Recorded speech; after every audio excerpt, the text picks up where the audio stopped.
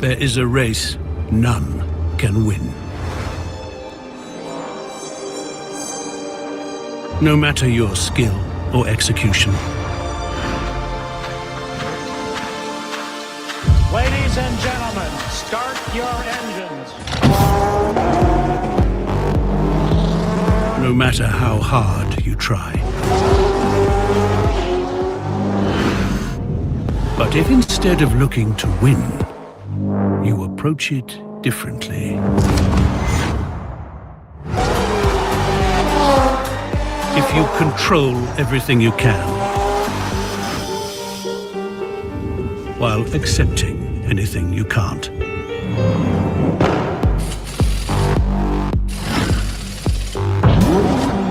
If you disregard any and all opposition, focusing solely on your own way. If, whenever you need to, you don't hesitate to restart the clock. And leave to others the counting of its seconds. You may come to realize that, actually, it never was a race to begin with. And if it isn't a race, then you have nothing to lose and everything to gain. The Cosmograph Daytona.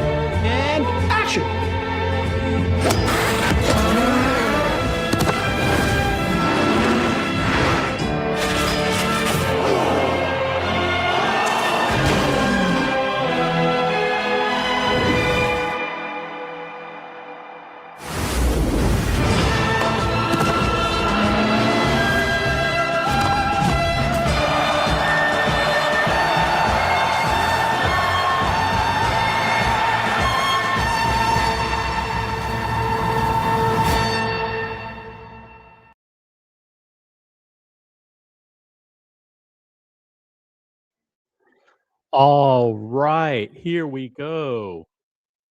Watch News Sunday on the original OC channel. If you're new to the channel, it's the original OC channel on YouTube. Smart Watch Talk for the Smart Collector. We do live shows spontaneously with no schedule whatsoever. Make sure you are subscribed and you have notifications enabled and set to all on all your devices, because we do live streams without warning. And we cover all the latest breaking news in the watch space. Coming to you live from OC Studios, which is my basement.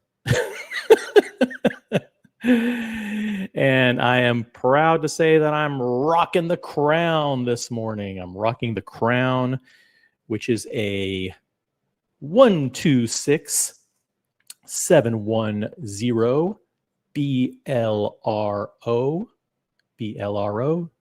the Rolex GMT Master 2, the latest generation, with the Jubilee bracelet and the blue and red bezel. The Pan Am, the Pepsi, the whatever you want to call it. But I'm rocking this today, and we've got so much breaking news. So much breaking news for you today that it's, listen, buckle up, grab your mimosas, grab your orange juice, get ready to buckle in, get ready to strap in, because we got all kinds of breaking news. And as you guys can probably assume, all kinds of color commentary, no holds barred opinions here on this channel. Let me do this. Let me pin the link. I'm going to pin the link. How do I do that? Let's see here. Hold on. Hopefully there'll be no Wi-Fi or YouTube gremlins today. Replace pinned meshes. Boom. There we go. The link to join the show is pinned at the top of the chat. I'm going to be covering a bunch of stuff. If you guys are like shy and you don't want to engage in non-politically correct opinions, stay off the panel. Stay off the panel. Because we've got news. And I'm going to start off by just saying hi to everybody in the chat real quick. People who've left a comment. Logan Hall is here. First to comment, first to upvote, hopefully, upvote the live stream. Got Nicholas N. Yo, what's up, Nicholas? He's a member. Thank you, Logan, for being a member. Thank you, Nicholas, for being a member. SE is also a member. Perfect timing. I'm assuming this means Grand Prix Singapore just ended. Way to go, George. Shout out to George, whoever George is. Maybe he just won the Grand Prix Singapore. If you're a car guy, please translate what SE says, because he types in German. English is like his fourth language. So help me translate what SE is saying here. When he says GP Singapore, I'm assuming it means Grand Prix Singapore, which is like probably some FP race, FP race, F1 race, FP race. This stream is brought to you by McCafe from McDonald's. I'm loving it. Thank you, Essie. Oh, look at this. No Biggie Sal.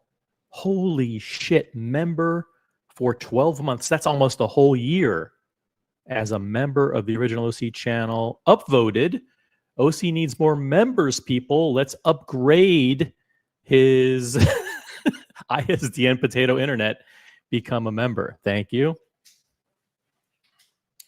I've got a full house of people. Yeah. I mean, if the internet is really, really bad, let me know. I think it's okay right now.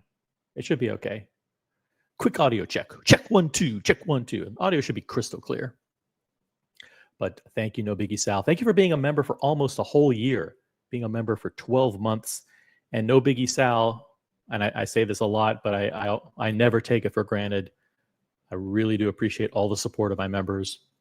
No Biggie Sal became a member on the first day that memberships were enabled. I didn't even know they were enabled. They were just Wayne's World and No Biggie Sal became the first two members, even before memberships were even announced, before there was even a tab where you could get memberships. Somehow they figured it out and they became members. And No Biggie Sal is such a great guy, huge supporter of the watch community. And by the way, he mentioned something interesting.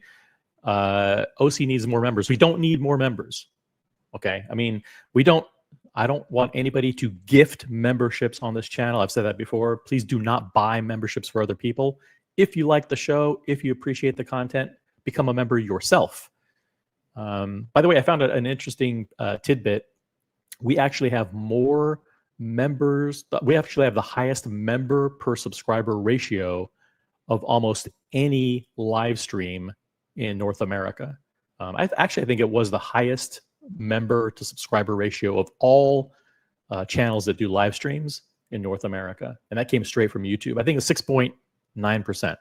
6.9% of the subscribers on this channel are actually members of the channel, which is it doesn't sound like a lot, 6.9%, but that's an extraordinarily high number to have as members. And those are all paid memberships, no gifted memberships. Those are people who have bought and renewed memberships month after month after month. 6.9% is a huge, huge number. So thank you guys for that. No paid memberships, guys. Don't gift memberships. Buy and upgrade your memberships yourself. Yeah, this is going to be a topic for the show later today. Who are the best and worst celebrity endorsers and the best and worst product placement in the watch hobby? We'll be reviewing in depth who you think the best celebrity endorsers are and who you think the worst are. By the way, breaking news this week, Zendaya became an official Rolex testimony. Rolex updated their Rolex family video, as you can see here. I played it at the outset of the show. So I welcome Zendaya, who's a global Golden Globe winner. And I think she has over 150 million people following her on social media.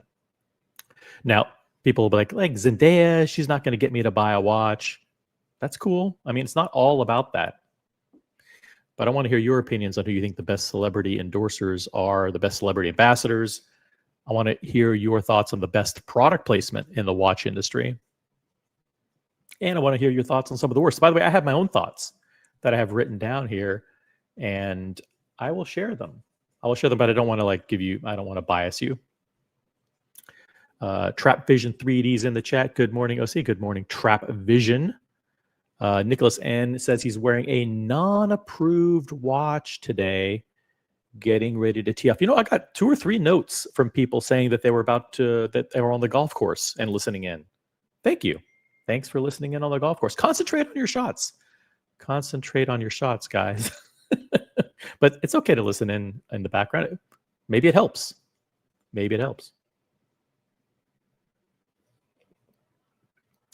Julius Caesar, who's also a member. Thank you, Nicholas N, for being a member. Julius Caesar is a member. Good morning, everyone. Who else do we have here? It's George Russell, Formula One. I knew he would translate it into English for me. Thank you, SE.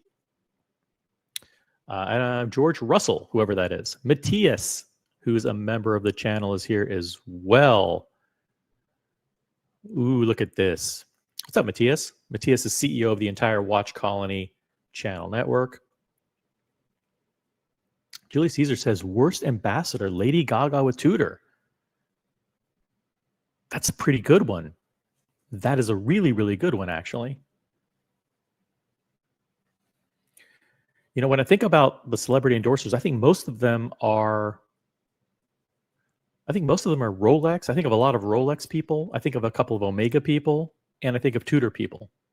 I mean, I guess there are other brands who have celebrity endorsers like Hublot, IWC, and a couple others, but Longines, maybe Timex. I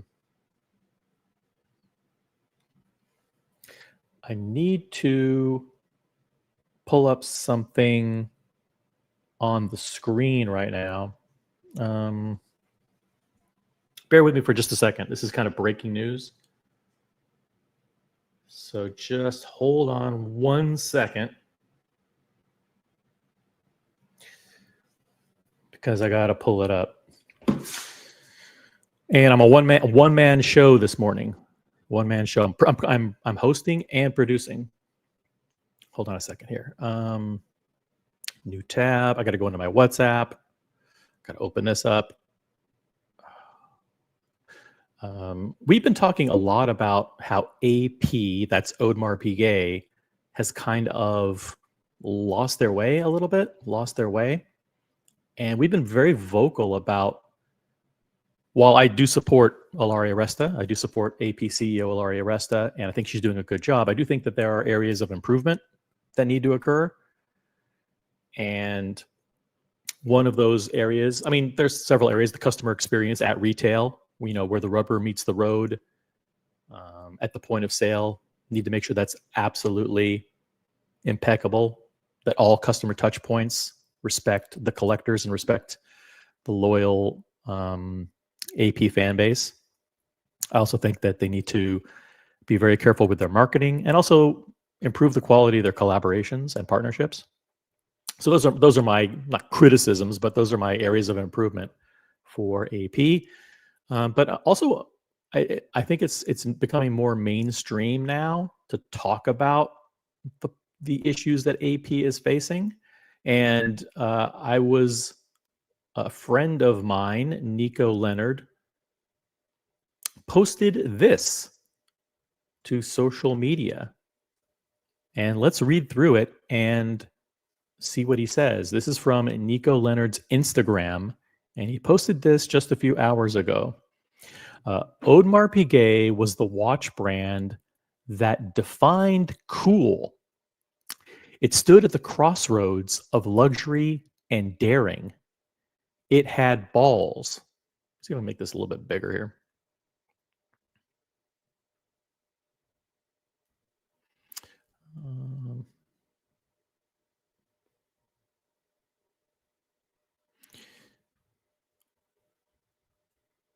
There we go. Yeah, that's pretty good. Audemars Piguet was the watch brand that defined cool. It stood at the crossroads of luxury and daring. It had balls. It was the brand you'd spot on the wrists of true icons. No product placements and definitely no marketing. These icons were actual fans of the brand. Look at Jay-Z. AP told a story of masculinity, boldness, and a kind of effortless swagger. They were right there in the thick of the coolest sports like golf and the coolest cultural movements in our industry. AP was exclusive. Don't get wrong. Don't get me wrong. Not every collaboration was a success, but at least every collaboration had that wow factor. This is interesting that he's bringing this up because this is right along the lines of kind of the topic of the day today, which is there's several things I've been thinking about. Okay. A little bit of celebrity ambassadors as Rolex has brought on board Leonardo DiCaprio and more recently Zendaya. You've had really successful product placements. This year, by the way, you had a successful placement with IWC in that movie. What was that movie with Brad Pitt? It was like F1 something. It was F1 related movie, right? And of course, there's some collaborations and product placements over the years that are so iconic, like both in TV and in movies, like the Submariner in the Bond movies, and the Omega collaboration, the Omega partnership with James Bond. Hugely successful, and just little things like Thomas Magnum wearing the Rolex Pepsi in Magnum PI. Hey, what's up, Kylo? Up. Come here. Big jump. Big jump. Oh, yeah. It's Kylo. Kylo wants to say hi. Let's do this. Kylo. Yeah. Oh, yeah. Oh, yeah. What's up? Oh, yeah. What's up, buddy? Kylo looks dark. All right. Bad lighting in here. Sorry about that. But yeah, I've also been thinking about the impact of social media influencers on our space and how pervasive it's becoming.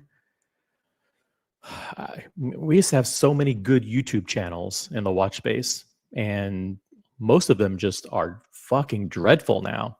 Absolutely dreadful. And the rise of the social media influencer, these fucking lame TikTok guys, I think in some respect, they've ruined a lot of the pleasure of the hobby.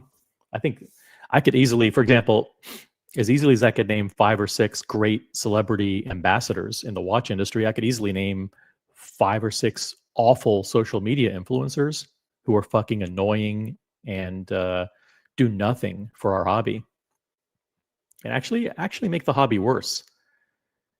That's why I was kind of disappointed to see so many social media influencers infiltrating Rolleifest. Now, Rolleifest is an event for VIP watch collectors. It takes place every year here in New York. It's run and operated by a guy named Geoff Hess. Super cool guy. I've met him. He runs watches at Sotheby's, and he's a massive collector. He's well known in the space for decades. And Rolleifest, I've never gone to Rolleifest. I've never been invited to Rolleifest, but I do know people who've gone there for years, for the last at least 2 or 3 years. And it's a great event by all accounts. I'm not taking anything away from that, but whoever made the decision to invite some of these punk social media TikTokers to the event, I think it was a huge fucking mistake. I think it tarnishes the exclusivity and privacy of Rolleifest. And the whole idea of Rolleifest is it's supposed to be, if you know, you know. It's a private event. It's invite only. It's secret. You're not allowed to post about it on social media. It's just 100 collectors getting together and, talking watches and stuff. And the idea that you would invite these fucking loser influencers to Rolly Fest is just embarrassing. So, listen, no criticism to you, Geoff. I appreciate all you do for the industry. And I think Rolly Fest is a great thing. But please, whoever was responsible for inviting these fucking loser influencer fucking dealers, show me what's on your wrist. Fuck you. Get fucked. No one wants to see that shit. Keep your event exclusive and private, and covet what you've created. Something incredible. Anyway, that's just a minor rant, but it doesn't get much to get me started on how bad YouTube is and how bad social media influencers are in the watch hobby. Really, really bad. No Biggie Sal again, $10 highlighted comment. Worst ambassador, Brad Pitt with Breitling. In public, he was wearing everything else but. That is a really, really good one. I think Lady Gaga with Tudor and Brad Pitt with Breitling are probably, it's hard to argue with that. Good one, No Biggie Sal. Really good one. Thank you for all your support. Really appreciate it. Good afternoon, OC. If I missed you in the chat, please type in a comment. I want to say hi to every single person who's watching. I do appreciate all you guys. Raj G, afternoon, OC. I was at the AP boutique, that's Audemars Piguet boutique, yesterday, catching up with my SA. That's Insider Talk for Sales Associate. Walk-in appointments now available to make the retail experience more approachable. They had some this week's releases. Oh, they had some of this. Sometimes when you're typing in YouTube or on your phone, you don't know what the hell you're typing, and you type the wrong shit. I do it all the time. Okay. But I can actually decipher what he's saying here. Was at the AP boutique yesterday, catching up with my sales associate. Walk-in appointments are now available to make the retail experience more approachable. And they had some of this week's releases in the boutique to actually view. That is awesome because they introduced two new pieces, a rose gold version of the Star Wheel, and they also introduced a what's called the RD5, which is a 39 millimeter thin chronograph tourbillon. Very, very cool. Appreciate the update. Thank you. I don't know. Listen, I appreciate the comment, but I don't love the name of your account. So goodbye. Pick a different name of your account. We don't support troll accounts here. Thank you very much. Raj G also says this year's 150th anniversary releases were more about innovation, but the related price point of the perpetuals limited the demand. Apparently, there are many new affordable releases in the coming year. Raj G, are you just making this shit up? Because listen, even if you're not making shit up, there's a rule in the watch industry, and that is my SA said blank. Okay, and if your SA tells you anything, 99.9% chance it's wrong. Sorry, that's just the way it is. It's wrong. It is. They're not lying to you, but they're just, listen, they're bored. They're bored. They make up stuff. MD Chaz in the chat. He's a member. Thank you for being a member. Thank you also, Raji, for being a member. Ikichwa Kutumara Kasamoto Dajaro. The eighth, Hakuin, has been a great, I agree, has been a great ambassador for Seiko. He's a very prominent, I know, he's very prominent actor and universally well known. I know him, and the name rolls off the tongue. Very, very important actor, and I knew him. That's why I was able to pronounce his name so easily. So, yeah, huge ambassador for Seiko. So shout out to Onichiwa Manjaro, the eighth. Heineken.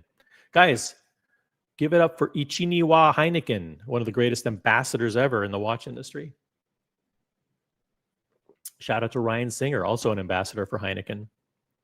Hey, Mike Lewis in the chat. David Beckham for Tudor. Yeah, I think absolutely. I think David Beckham is arguably, I'm going to name my 3 favorite brand ambassadors of all time. Because the show is, we're 10 minutes into the show and nobody jumped on the panel. So I'll do it myself. Number 1, David Beckham. Number 2, the guy from Bond, 007, Daniel Craig. And number 3, Roger Federer. Those are my top 3. The top 3, my favorite. Are they the best? Listen, you can use your own criteria to determine what's best. But I think like in terms of like how like my favorite, in terms of like how effective I think they are, what they've done for the brand, their image and all that stuff, I think it's David Beckham with Tudor. Did a good job. Obviously Daniel Craig with Omega. And the whole Bond kind of partnership with Omega, obviously. And number 3, the Fed, Roger Federer. Roger Federer is unmatched in terms of his. He's probably going to go down in history as the number 1 celebrity endorser of all time. Now, the thing is, there are other people who wear Rolexes who aren't formal testimonies or ambassadors, and they've been very, very influential too. People like Paul Newman, Jack Nicholas, fictitious characters like Thomas Magnum and Magnum PI, Tony Soprano in The Soprano. I mean, there's so many iconic fictional characters in movies that have worn Rolex and worn brands and done product placement. So, I mean, you can't help but think about those two. Jerry Seinfeld with Breitling, I think, comes to mind. I think he's done a lot for the brand. But certainly Daniel Craig with Omega, Roger Federer. Who else? Who were you? By the way, I'm going to get back to this AP story in a second. But I want to name the top 3 AP celebrity ambassadors and your 3 most hated celebrity endorsers for AP. I'm going to get back to this. I'm going to catch up on the chat. Got Scratchy. Ed Sheeran has done well for. Yeah, he did well. But listen, Ed Sheeran is a massive watch collector. So yeah, he's done well for Tudor. He's actually bought Tudors for his touring crew. But he's a massive fan of Patek, AP. AP and Patek are probably his 2 favorite brands. Patek probably, obviously. Patek number 1 for him. Good catch, Scratchy. But that's not an official celebrity ambassador relationship. That's him just being a great watch enthusiast. And there's like tons of those guys. Like, I don't know if you say great, but Mark Wahlberg is a very prominent watch collector. Probably one of the biggest celebrities that wears watches. By the way, shout out to Mark Wahlberg and Zack Attack, 2 very, very loyal watchers of the channel. I know those guys are watching. What's up, Zach? Because I know he doesn't type in the chat, but he's always watching. All right, let me get back to this post from Nico Leonard regarding AP. Let me start over at the beginning. AP was the watch brand that I'll read it quickly. So you guys listen in. AP was the watch brand that defined cool. It stood at the crossroads of luxury and daring. It had balls. It was the brand you'd spot on the wrists of true icons. No product placements and definitely no marketing. These icons were actual fans of the brand. Look at Jay-Z. AP told a story of masculinity, boldness, and a kind of effortless swagger. They were right there in the thick of the coolest sports like golf and the coolest cultural moments in our industry. AP was exclusive. Don't get me wrong, not every collaboration was a success, but at least every collaboration had that wow factor. Today, as you scroll through their Instagram, you can't help but feel like there's no real direction. At least I do. Again, these are the words of Nico Leonard. They don't necessarily reflect the views and opinions of Original OC or the Original OC channel. But by the way, these are sentiments that people that I and people on the panel have been sharing for at least 6 months now. And we've been very vocal about it. And we know that people at AP corporate have been watching and listening. The brand that once exuded a rugged masculine charm now feels almost unrecognizable. This is the same brand that worked with Arnold Schwarzenegger for years. The edge has faded into something that doesn't quite carry that same punch. And while they still dabble in collaborations, it's not the same fearless spirit. I mean, it feels like the brand has traded its once bold persona and their masculinity for something completely opposite. It feels like Audemars Piguet is scared to stand out like they always did. So here's to the AP I want to remember, the one that stood for confidence, stood for courage, and didn't care about what the industry did. They were doing it their way.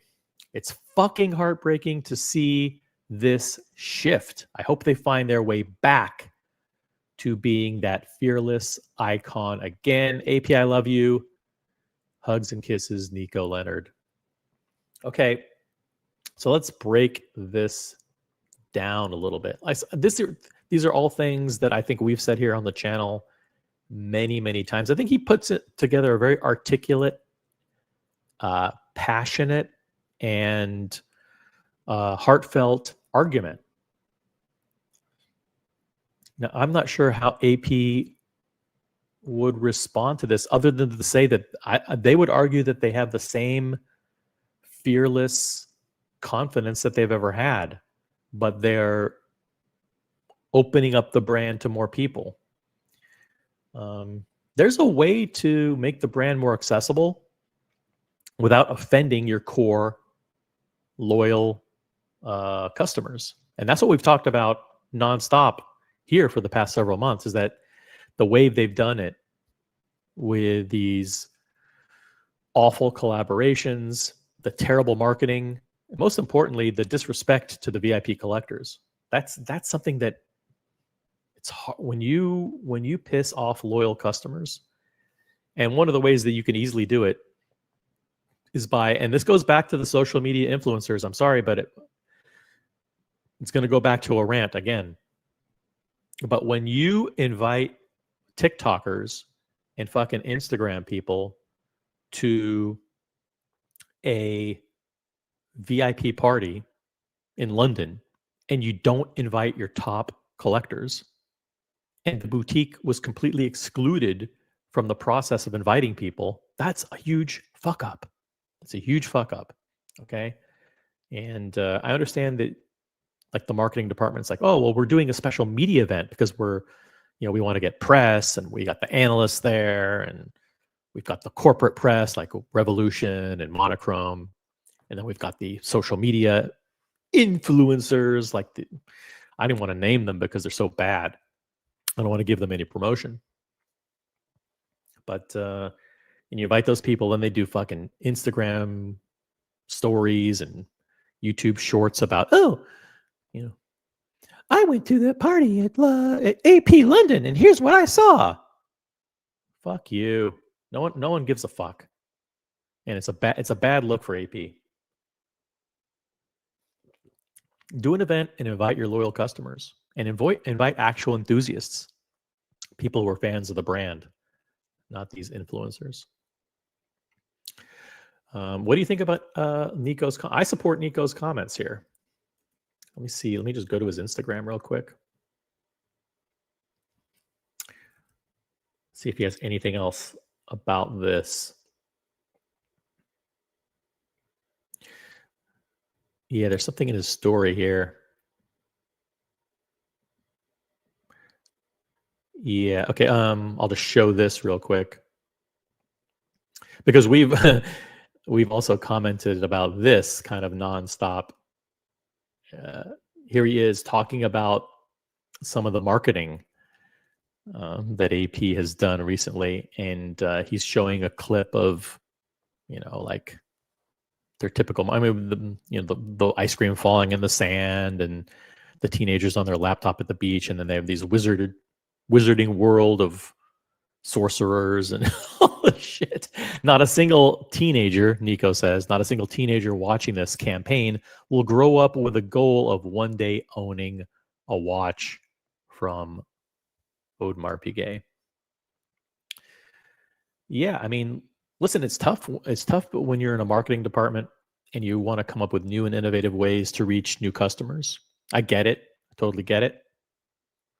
But in this case, yeah, their marketing, they need to, I'm not saying fire the marketing agency, but they definitely need to do new strategic creative direction with the marketing.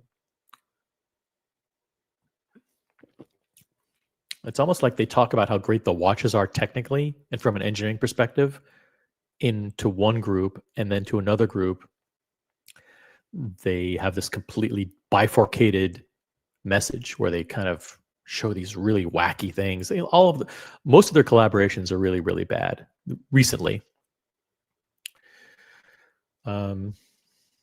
Speaking of Geoff Hess, who, by the way, I was just giving him huge kudos for all of his decades supporting the watch industry and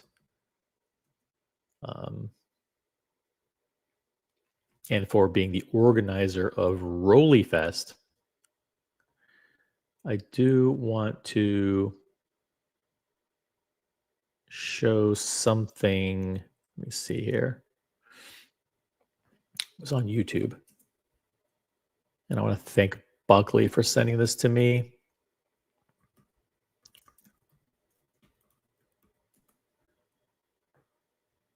Let's see. Okay. Geoff Hess was on CNN. He was on CNN a couple of days ago. And he did a quick interview, very, very short interview on CNN, and talking about the watch industry. And here's what he said. Let's see here.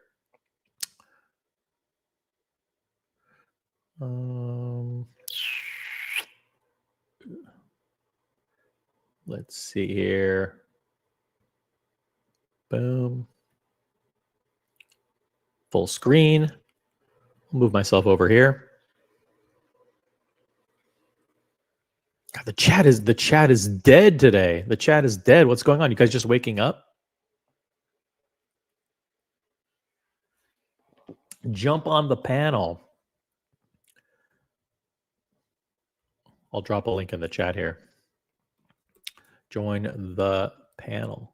There's nothing, I mean, unless you got, understand that I got a lot of notes from people that they were on the golf course or they were playing tennis and listening in. So I got it. I get it. It's impossible to jump on the panel. But for those of you who don't have any excuses, jump on.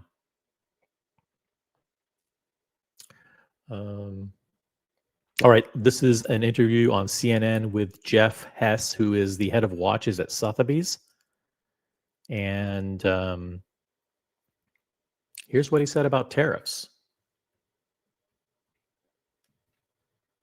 Watches wrapped up at New York's Rollyfest. More than 200 collectors flocked to see the vintage timepieces on display. This year's event was overshadowed, though, by new U.S. tariffs. President Trump hit top luxury producer Switzerland with a 39% tariff last month, stoking fears of higher prices and weakening demand.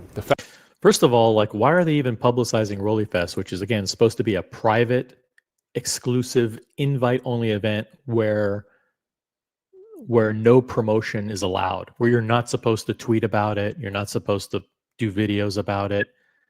They used to not even allow anybody in with cameras. You weren't allowed to take pictures with your phone. You weren't allowed to do videos, nothing. Why are they even promoting it? Founder of Rollyfest, Geoff Hess, joins me now. Geoff Hess. Now, Geoff is a fixture here in New York. Again, he's been in the industry for decades and decades. He's head of watches at Sotheby's. He's very well respected here. He's the founder and organizer of Rollyfest, which is started off as just a private, exclusive, invite-only annual meeting of vintage Rolex VIPs. This was like super high-end vintage VIP collectors, and now it's kind of expanded and it's gotten bigger and bigger. I mean, and I'll be honest, bigger isn't necessarily better. Bigger is not necessarily better, especially if you're inviting people who don't belong there. Like, I don't belong at Rolly Fest, okay? I have 2 or 3 vintage Rolex, but I'm not a vintage Rolex enthusiast, okay? I don't have... I met a guy a week ago. He has 46 Daytonas, 46 vintage Daytonas. Okay, that guy was at Rolly Fest. Okay, he deserved to be at Rolly Fest. These fucking douchebag TikTokers don't deserve to be at Rolly Fest. Don't invite them. Reverse course, Geoff. Anyway, Geoff, I wonder what a damper this is putting on the market. I mean, the Rolex is okay. Question, Geoff, because you're an industry icon and you know everything that's going on in the industry. Are these tariffs putting a damper on watch buying? Are they putting a hamper on the hobby? Now, what do you think he's going to say? I like playing this game. What do you think he's going to say? Do you think he's going to say, you know what? I got to be honest. The industry's in a state of flux. It's in a state of turmoil. Collectors are consolidating. Collectors aren't buying new. Collectors are on the sidelines waiting to see what happens with the tariffs. Retailers are in a state of flux. The brands themselves, the manufacturers themselves, have rushed to ship, massive volume of watches before the tariffs, and now they're not shipping anything, and it's just a slow trickle of stuff coming in. How much of that do you think he's actually going to say? Hey, by the way, what's up? We got a new viewer. We've got Nerd with Swag. Welcome to the channel. He's a new subscriber. Nerd with Swag. Sorry, just listening to the chat while working from home on a Sunday. I'm sorry you have to work from home. That's a drag. But the good news is you're listening in. Become a member. There's a link somewhere. You want to become a member? Here, I'll show you. We want everybody who's a loyal viewer to become a member. I'll drop a link. Boom. And ZeeDee. What's up, ZeeDee? A member of the OC channel, heading to tennis now. Yeah, I got I got like 4 notes from people who are heading to the golf course or going to tennis. Good for you, and I hope you're enjoying your day. It must be a slow news day on CNN to talk about watches. Nothing else going on in the world. Well, they're talking about tariffs. Okay, and so it's kind of newsworthy. And I don't think the mainstream media has done a good job at all talking about how Switzerland has been hit with a 39% tariff. I mean, they talk a lot about China. They talk a lot about Canada and Mexico. But they haven't talked at all about the impact of 39% tariffs on Swiss exports to the United States and the key export industries like watches and chocolate. And by the way, you know that 75% of all the gold refining in the world is done in Switzerland? That's a staggering figure. Let me say that again. All the gold of if you add up all the gold refining in the world, 75% of all gold production, all gold foundries, all gold refining is done in Switzerland. That's a staggering figure. Absolutely staggering. We got Captain in the chat. Captain's a member. It's all rainbows and unicorns, OC. That's right. You got it. Let's see what Geoff says. But I would be saying, listen, he's on CNN. Like, hey, what's going on with tariffs? How's this affecting the watch community, the watch customer base? What's going on in the market? Let's see what Geoff says. Joins me now. Geoff, I wonder what a damper this is putting on the market. I mean, now it's a little bit of a leading question here. Like, I wonder what kind of a damper it's putting. It's a little bit of a loaded question. he's kind of like leading Geoff to say something negative. That's biased journalism, a little bit of bias. Is it like, is it really, really bad or egregious what he's doing? No. I mean, I think I think he's just trying to say that obviously tariffs aren't going to have a positive impact on the industry. They are going to have a negative impact. So he's just wondering. So he's using the word damper as kind of a mild way of saying, what are the negative impacts that are going on as a result of these new tariffs? Geoff Hess joins me now. Geoff, I wonder what a damper this is putting on the market. I mean, the Rolexes are already pretty expensive. Omegas. That's right. By the way, see, this is the viewpoint of a regular person. Rolexes are already super expensive, right? So if you take something that's super expensive and you add 39% onto expensive, that just makes it expensive 1.4. It's very expensive, right? Hey, we got Brody in the chat. What's up, Brody? Got Diego M in the chat. We got all the Colony crew is filing in here. They're waking up on this Sunday morning. The mall member for 12 months. That's awesome. Thank you very much, Vimal. That's almost a full year as a member of the OC channel. How did you become a member a year ago? Vimal's been around. That's pretty damn good. Congratulations. Thank you for your membership. Pharma and gold is exempt. So it's watches and most people don't even care. Why is pharma exempt? That's the crazy thing about these tariffs, is that the whole idea of with hitting Switzerland with massive tariffs is to put pressure on the pharmaceutical industry to lower prices. But then pharmaceutical companies are exempt from the tariffs. That doesn't even make sense. And gold, which is like Switzerland's secret massive industry, is also exempt.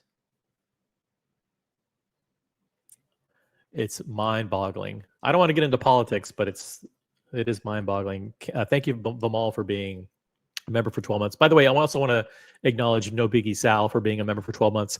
He's a member at the campaign senior consultant level. So like No Biggie Sal is a really, really big contributor to the OC channel. I really want to show my appreciation to you guys. Thank you for your support. Oh, wait, here we go. Here's the answer. The answer, Geoff Hess joins me now. By the way, that's not how you spell Geoff. Geoff, he spells his name Geoff. Geoff. So, but that's the transcriber. All right, let's get to it. Rolexes are already pretty expensive, Geoff. What's going on in the market? I wonder what a damper this is putting on the market. I mean, the Rolexes are already pretty expensive. Omegas and so on.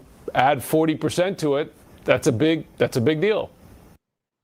Right, Geoff? Isn't it? Isn't it a big deal? Aren't you going to say it's a big deal? Or is he going to say it's not a big deal? I mean, seriously. Is the guy who's head of watches for Sotheby's and the guy who's the founder and operator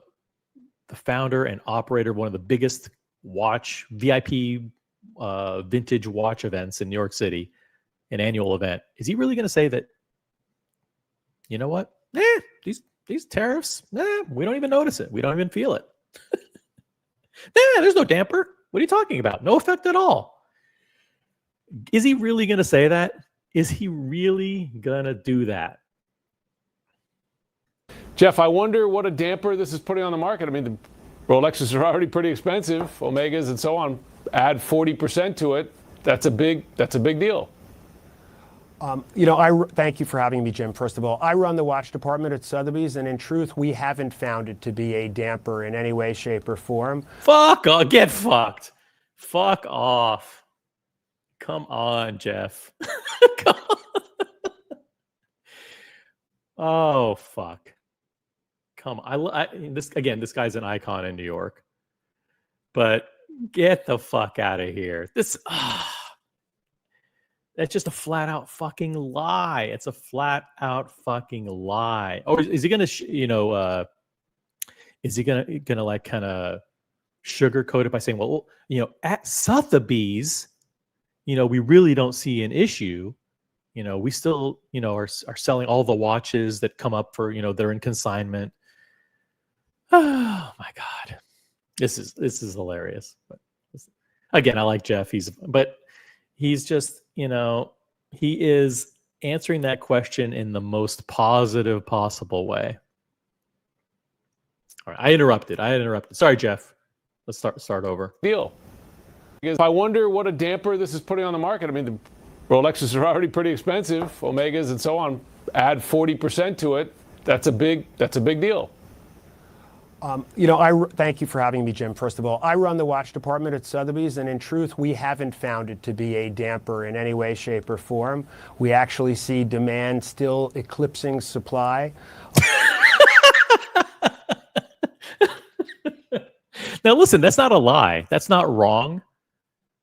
That's not wrong. But yeah, he's talking about at auction. He's talking about like FP Journes at auction, that demand eclipses supply. No fucking shit they do. But he's asked about, listen, he's on CNN, he's on mainstream news. They're asking about the impact of tariffs on the entire watch industry. Not the secondary market, not the sliver of the secondary market that's fucking high-end auctions, vintage Patek Philippe's and FP Journes coming up for auction. They're asking about the impact of tariffs on the market. Are the tariffs, putting a damper on the market? Rolex is already pretty expensive, and then he pivots. He pivots and he talks about, well, at Sotheby's, we don't seem to be having an issue. Oh, Geoff, come on. Come on, man. All right, let's keep going. I run the watch department at Sotheby's, and in truth, we haven't found it to be a damper in any way, shape, or form. In any way, shape, or form. Hasn't been a damper in any way, shape, or form. I run watches at Sotheby's. Hasn't been a damper at all in any way, shape, or form. These tariffs, no one's even talking about it. Not a big deal at all. Is he just forgetting the fact that Patek Philippe raised their prices on U.S. customers by a whopping 15%? You can't even get a watch for under $50,000 from Patek Philippe. Even Tudor raised their prices. Omega raised their prices. Breitling raising their prices on October 15th. Guys, even Tudor raised prices. And their watches are way overpriced to begin with. Demand still eclipsing supply. Our last auction had 1,355 bidders from 52 countries.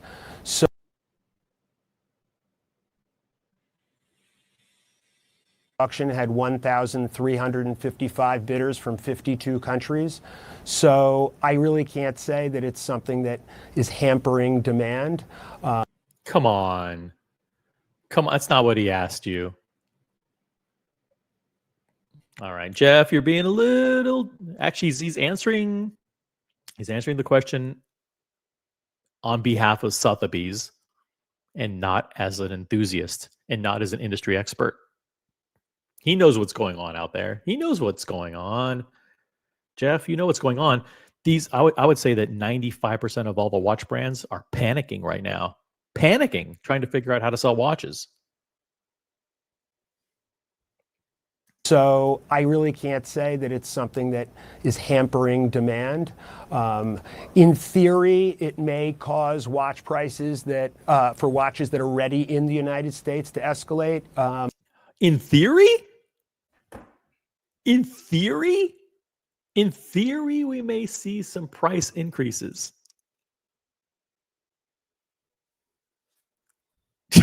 In theory? Has he been watching the prices of FP? I mean, he's at Sotheby's. He knows what the prices of FP Journes and secondary, how they've gone like this. He's seen the prices over the past 4 months of Patek Philippe Aquanauts and Nautilus. They've gone up. They're up 15, 20%. Even Rolex is now creeping up.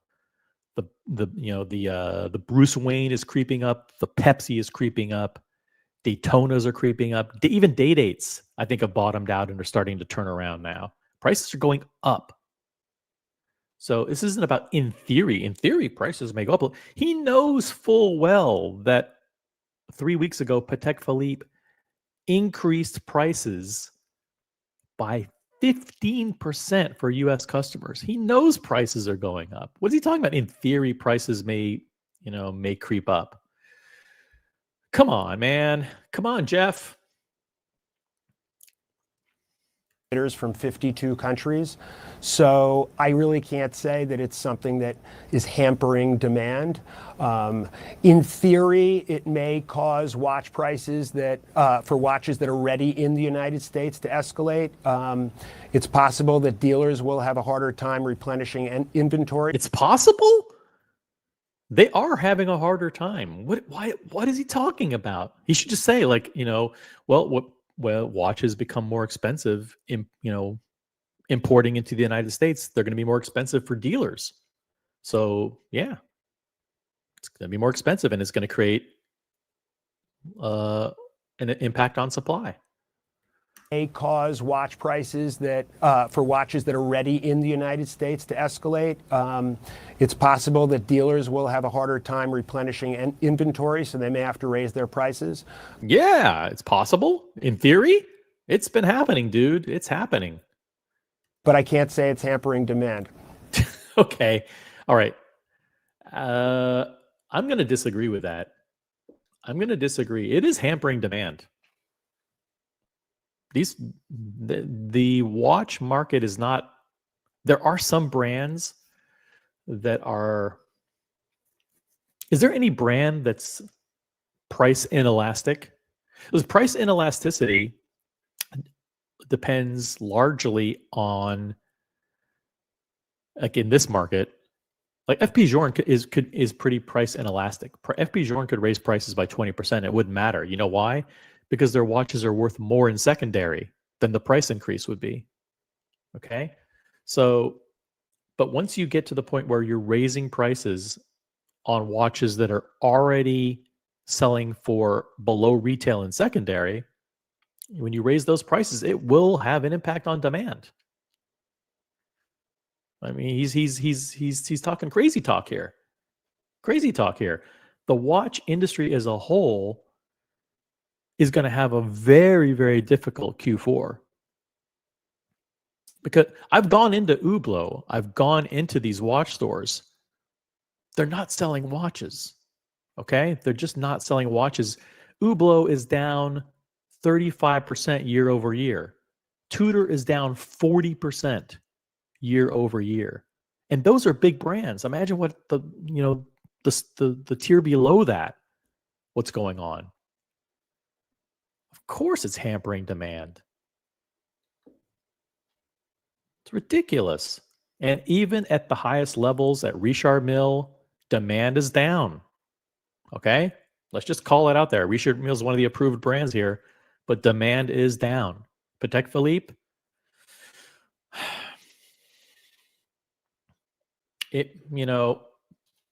demand is down. Now, do they still have more customers that want to buy than supply? Sure. But that demand, the interest in buying watches is way, way down from what it was 1 year, 2 year, 3 years ago. They're pricing themselves higher and higher out of the market for a lot of people.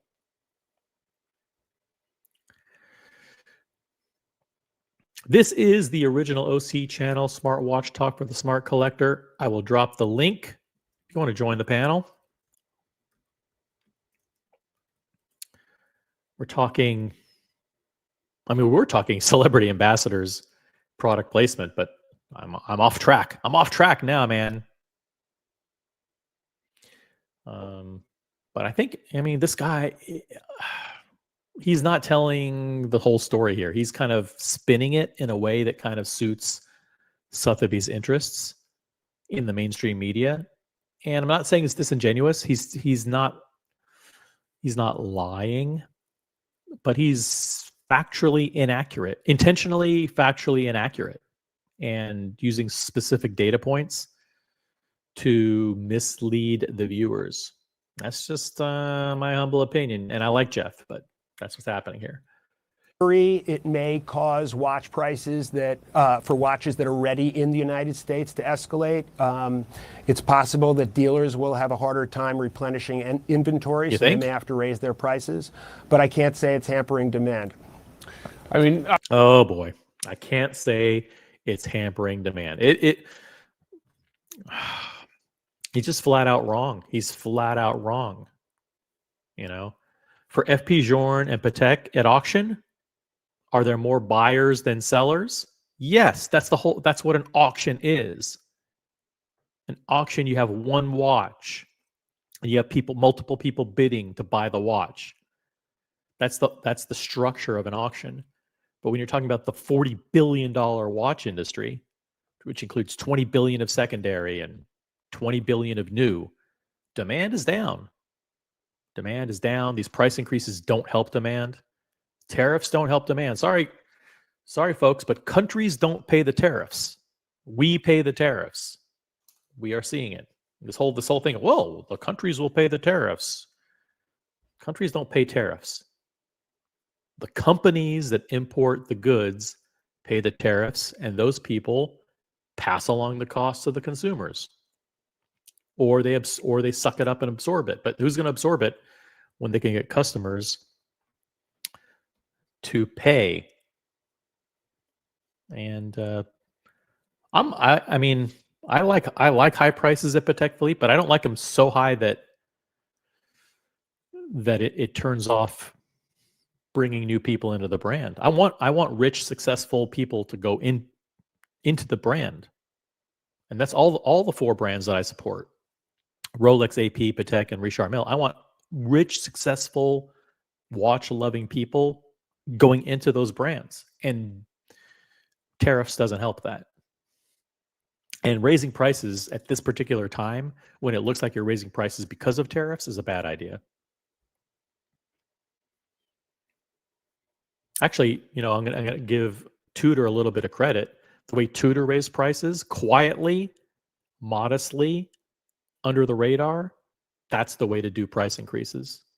You do a 2 or 3% price increase. You don't do 15% all at one time and announce it, and then make it look like the price increases are related to politics. That's bad. Demand is down, but the stores are unaware of it yet. There will be a reckoning. There's a day of reckoning coming. There will be reckoning there will be a reckoning when they start making calls for Calatrava 6119s and 5172Gs. Yeah, I mean, it's going to listen, I've always said, like, for the last couple of years, I've been saying it, that the retail salesperson's jobs have been getting harder and harder, or tougher and tougher. And then from their perspective, it's like, you know what? It's a little bit tougher, but not really that tough. We can sell everything that we get. That may be true for Rolex, but for the other brands, I don't know. Even Patek, I guess they're selling everything that they can get. Good for them. But it's got to get harder. In the old days, you would just text somebody and say, we have this watch. Do you want it? And the answer would be, yes, I'm on my way. And now it's more like, oh, thank you so much for reaching out to me. I value the partnership that I have with so-and-so retailer. Thank you so much for thinking of me and allocating me this watch. At this particular juncture, I'm not sure that it fits into my overall collection strategy. It's like, but thank you so much for offering. I mean, we know what it's like.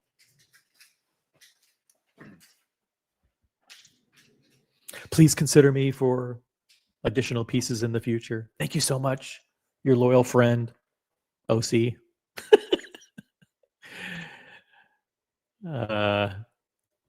Patek is getting squeezed. They will probably open a factory in the USA soon next to an avocado farm. There's actually talk that the Swiss government's pretty smart. They went to the Swiss gold foundries, the people who refined the gold, and said, "Listen, can we just like placate the U.S. administration and like open up a gold refinery in the U.S. and tell them that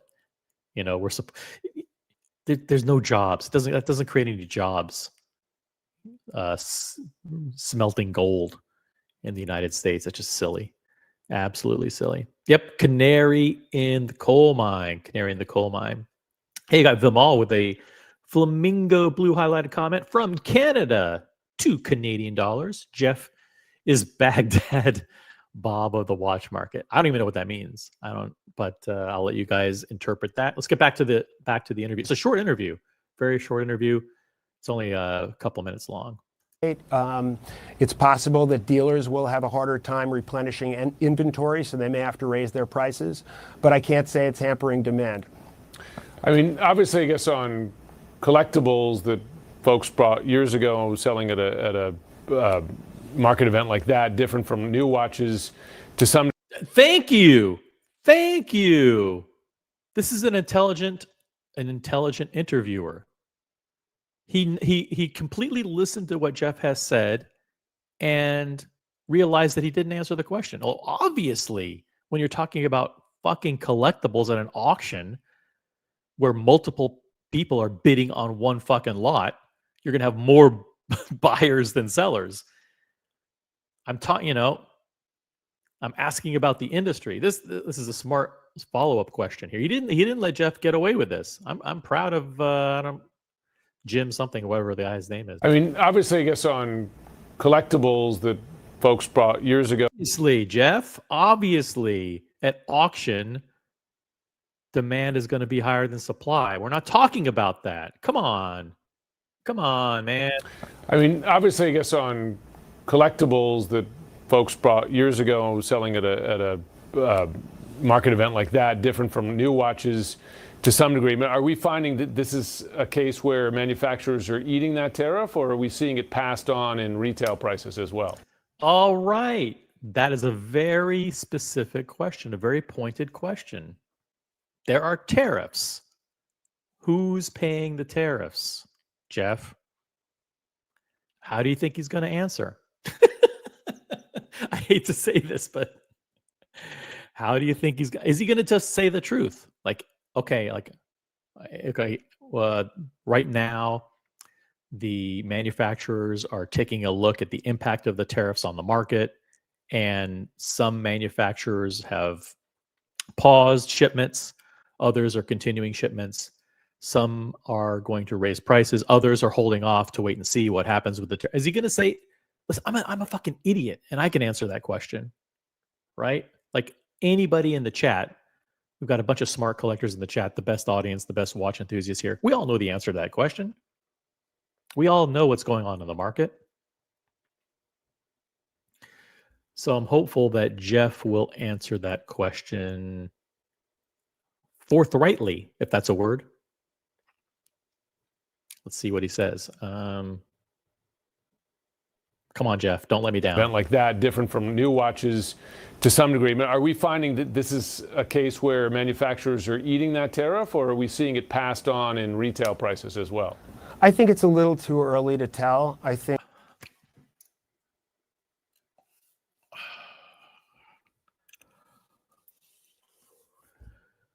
Get the fuck out of here. All right. Maybe I just jumped the gun. It's a little too early to tell. Okay, I cut him off. My apologies. Let's let him finish. It passed on in retail prices as well. I think it's a little too early to tell. I think the notion of tariffs and the effect is something that we're all just figuring out. It's quite new.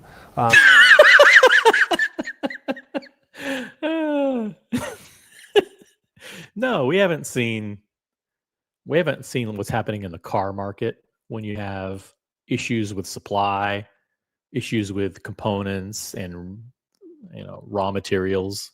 Yeah, we don't know what it's like when you have tariffs. This is all new to us. This is new. This is an uncharted territory, Jim.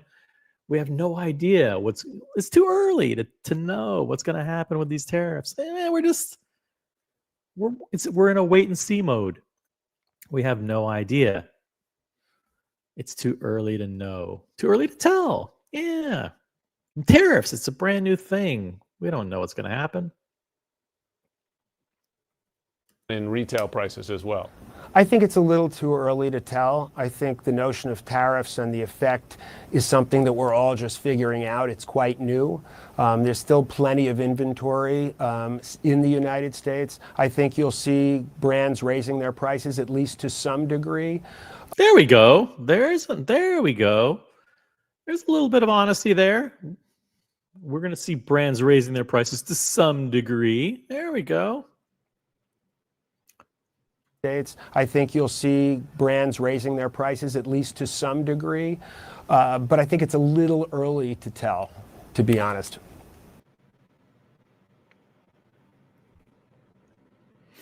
Come on.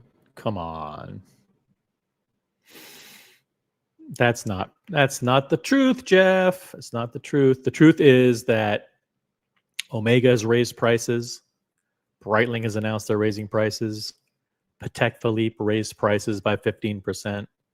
Even Tudor, which is like 30 or 40% overpriced in the market today, even they are raising prices. And FP Journe recently imposed a 21.5% tariff fee for all U.S. customers.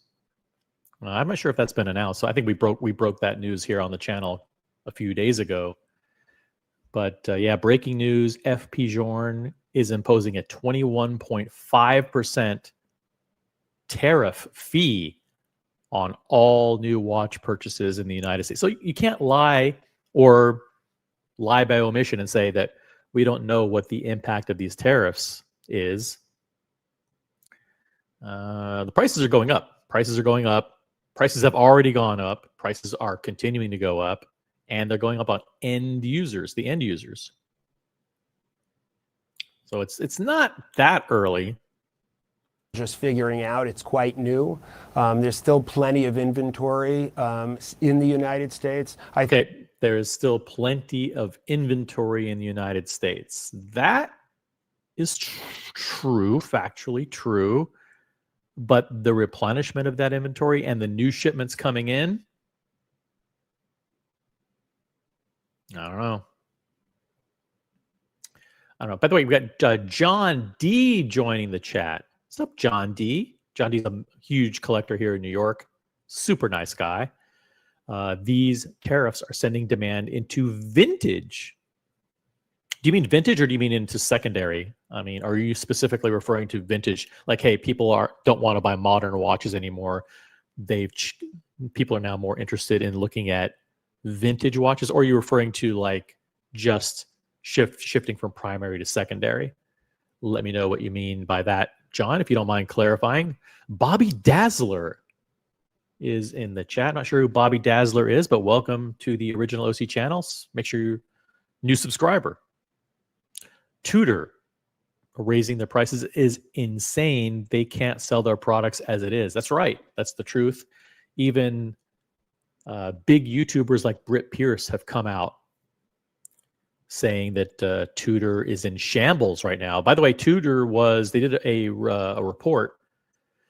I think this was like Watch Charts. And I don't endorse Watch Charts. I don't know anything about them. But Watch Charts did a report. They did analysis on the industry. Tudor is now considered the most affordable entry-level luxury brand in the watch space. Now, how did they define affordable? Now, it may sound good, like, hey, Tudor is the most affordable luxury brand. The way they defined affordable was the brand that lost the most value as a percentage of retail. So by that standard, if you look at the brands that are worthless as soon as you buy them, Tudor is number one. The most affordable brand according to Watch Charts. Check them out at watchcharts.com. But they actually did a full analysis and they determined that Tudor was the most affordable watch brand, i.e. Tudors are absolutely worthless Tudors are like the Maserati or the Alfa Romeo of watches. Like literally, they lose 50% the day after you buy them, and then they keep falling after that. Yeah, the idea that they would be raising prices when their watches are too thick and overpriced is, I agree with you, Bobby. Insane. Diego M says Tudor Breitling Omega raising prices is simply preparation for Black Friday Boxing Day sales. That's right. Black Friday is coming up. Usually those brands for the last several years don't discount. They don't like to do sales. But we're seeing a lot of that inventory, Tudor Breitling Omega, now shifting to secondary. Go to Joma Shop. You're going to see more Tudors, Breitlings, and Omegas than ever. I think they're dumping this stuff for pennies on the dollar.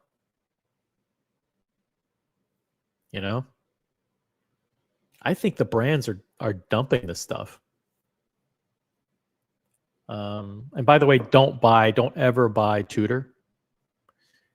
You can buy an Omega, but make sure it's either a Seamaster or a Speedmaster. Don't buy any of the other stuff. Don't buy like limited editions. Don't buy full gold anything.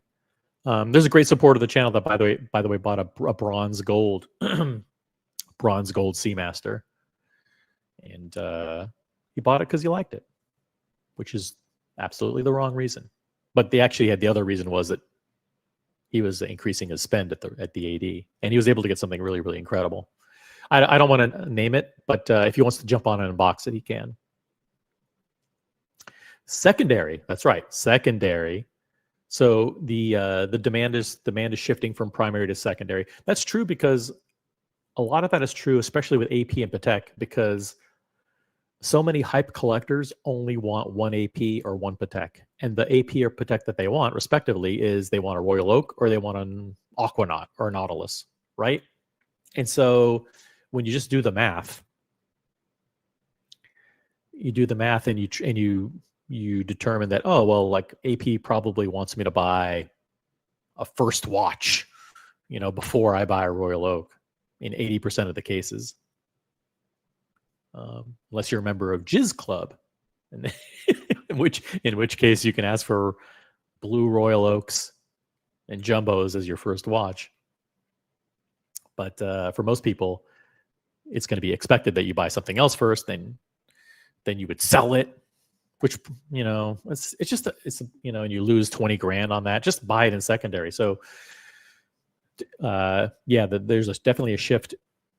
People looking to buy AP or Patek, I think a lot of them are looking at secondary now. Secondary, but within that segment, vintage is getting more attention as it's the collectible and investment grade items gaining attention. That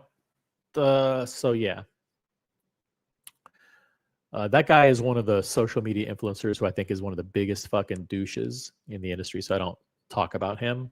I think his videos are terrible content. Destroying the hobby. And he shouldn't have been these guys shouldn't have been at Rolly Fest. Sorry, Geoff. Big fan of yours, but I think whoever invited those kind of people to Rolly Fest, I think it was a bad decision. The last couple of Tudors, says Bobby Dazzler, I looked at, was offered discounts there and then. I could smell the desperation in the air. Thank you, Mr. Dazzler. Let's keep going here. I think the notion of tariffs and the effect is something that we're all just figuring out. It's quite new. There's still plenty of inventory in the United States. I think you'll see brands raising their prices, at least to some degree. To some degree, just marginally, minimally. But I think it's a little early to tell. Too early to tell, to be honest. To be honest. And is the Rolex, I imagine, part of the reason collectors buy Rolexes, beyond the fact that they like the look of them or the feel of them, is they feel that they hold value, right? Yes. This is a smart interviewer. This guy actually did his homework. I don't know if he's a watch person or not, but I'm going to find out who he is. Jim something. Is this Jim Acosta? What's the name of this guy? But it's fantastic to see journalists asking real questions doing their research. Whoever the producers were who gave them the questions, huge shout out to them. But yes, isn't one of the reasons that people buy Rolex because not only is it a great fucking watch, but you know you can buy it and you're not going to lose your ass? Yes. Great question. I think Jeff, how's Jeff going to answer this one? Rolex, I imagine part of the reason collectors buy Rolexes beyond the fact that they like the look of them or the feel of them is they feel that they hold value, right? Why does Jeff look confused by this question? Don't be so confused. This is a pretty simple question. And Rolex, often called the blue chip among watches, has that proven to be true over time? Yeah, no question that's proven to be true over time. I mean, I liken Rolex to a blue chip stock. Rolex is the... Oh, why did he have to say that? Why do people find the need to position watches as investments? You know, why is there this constant push to conflate the hobby of watch collecting with an asset class that should be part of an investment portfolio? I just don't know. Why would he say blue chip stock? That's an intentional attempt to position watches, and in this case, specifically Rolex watches, as an investment that people should buy, not because they like watches, but just because they should have them as a asset class. I think it's a poor choice of words. I don't know. I mean, the interviewer said blue chip, but blue chip doesn't necessarily mean investment. But by the way, if you're just joining, there's 50 people watching. We got 41 people watching on YouTube. We've got 3 on Tinder. We've got 2 on Grindr. And we have actually 3 people on MySpace. Shout out to everyone watching on MySpace. This is the Original OC channel on primarily YouTube. Smart Watch Talk for the Smart Collector. The #1 watch live show on YouTube in subscriber engagement. And what I found out today, the number one live show anywhere in North America in member engagement.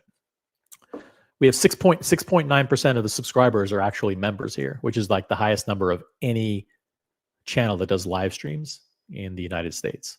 So thank you guys for that honor. I really do appreciate it. Everybody here is a member. I love to see so many people here who are members in the chat,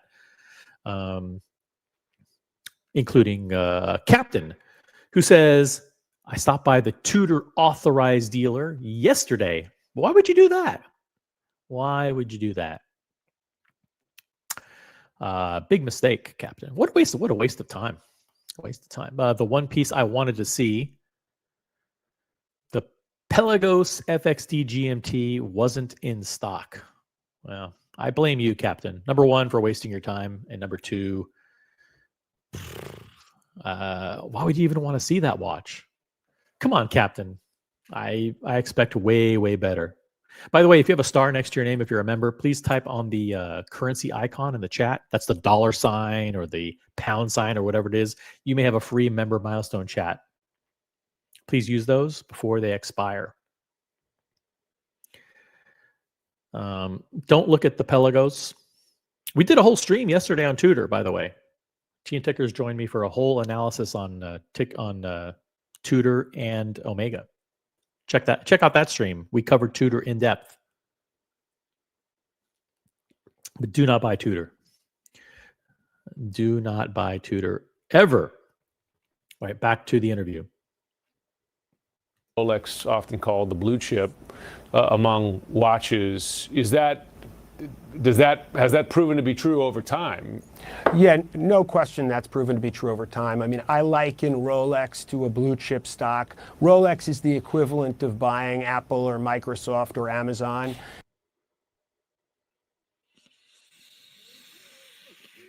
Oh, this more fucking stock analogies. Jeff, come on, man. This is an intentional attempt. Okay, I don't want to say intentional, but this is an attempt. Okay, unintentional. This is an unintentional yet misleading attempt to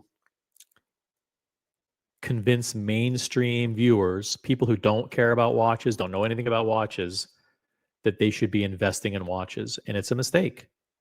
It's the wrong thing to do, Geoff. This is a disservice not only to collectors, it's a disservice to investors. It's a disservice to the American public. This is misinformation.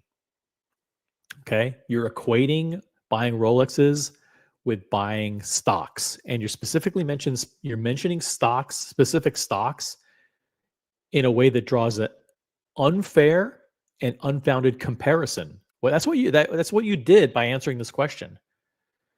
First, you said you equated it to being a blue chip stock, and then you created an analogy that said it's like owning Apple, it's like owning this, and there's some people who are watching who are going to misinterpret what you're saying, and they're going to think, oh, what he's saying is that I should buy Rolex because it's a good investment, like owning Apple and like owning Amazon. And so that's the wrong thing. I wouldn't have said that. I wouldn't have said that because there's too many mainstream news outlets, CNN, Forbes, Fortune magazine, Bloomberg, New York Times, etc., that are all giving people misinformation that watches are investments, and they are not good. They're not good investments. They're just not great investments. Are they good flips? Absolutely. If I buy a Rolex Daytona for 17 and I can sell it for 30 tomorrow, that is a good financial transaction. But not good long-term, and these are not good long-term investments. So there you go. Let's continue on with the answer here.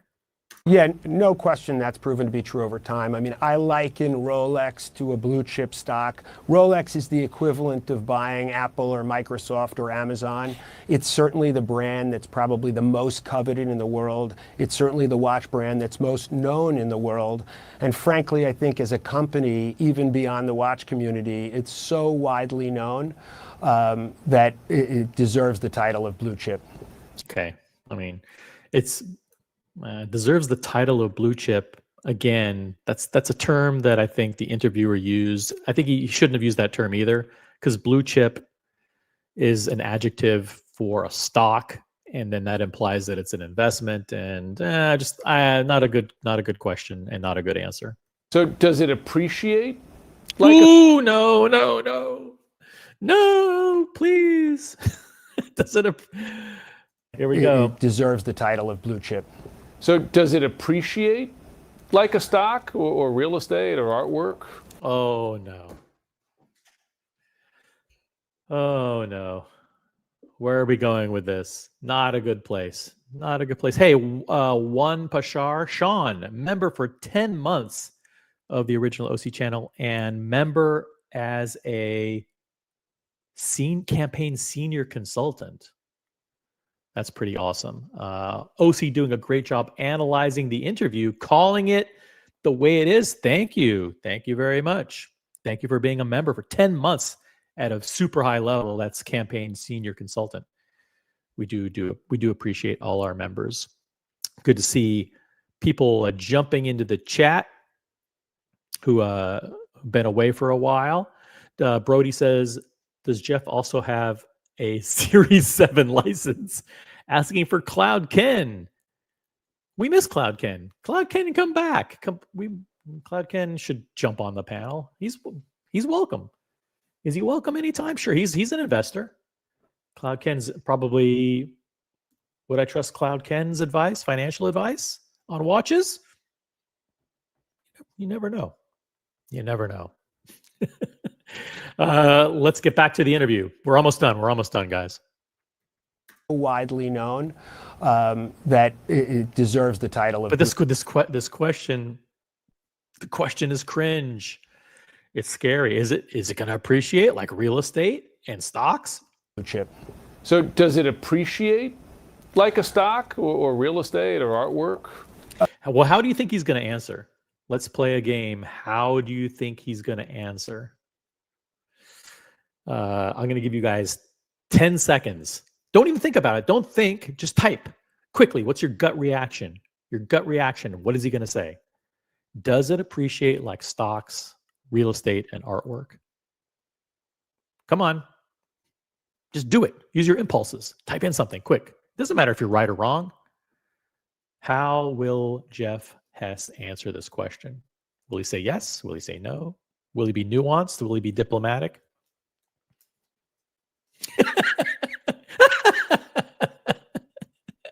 Geoff, long on Rolex futures and pork bellies. By the way, and orange juice. The orange juice report is coming out next Tuesday, by the way. We really pay attention to the orange juice report. Orange juice futures and pork bellies and Rolex. Good one. He will change the subject. Really? Okay. Let's see. Let's see what he says. No doubt, if you buy correctly and you're buying certain references in certain condition, there can be appreciation. Very, very carefully worded. Very careful. And to his credit, it was very carefully worded. He didn't want to say like, hey, like, no, Rolexes are not investments, or no, don't buy watches, because the guy runs watches at Sotheby's. He can't be expected to say, of course, watches aren't good investments. Watches are not investments, Jim. You know, no one should be buying watches as investments. No one should be buying watches thinking that they appreciate over time. His job, he's in the auction business, right? His job is to answer it in a way that's, like, yeah, you should definitely come to Sotheby's and do your research. And if you do the right research, you'll find watches that, will appreciate over time, that will become more collectible. There's nothing wrong with that answer. So I think shout out to Geoff, credit to him. He answered this, at least so far, he answered it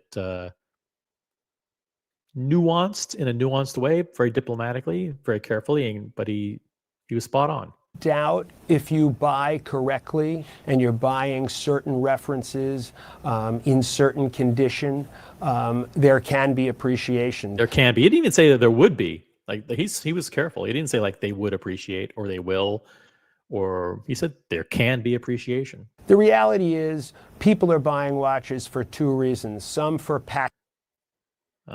people are buying watches for two reasons. Okay, guys, type in the two reasons why people are buying watches in the chat.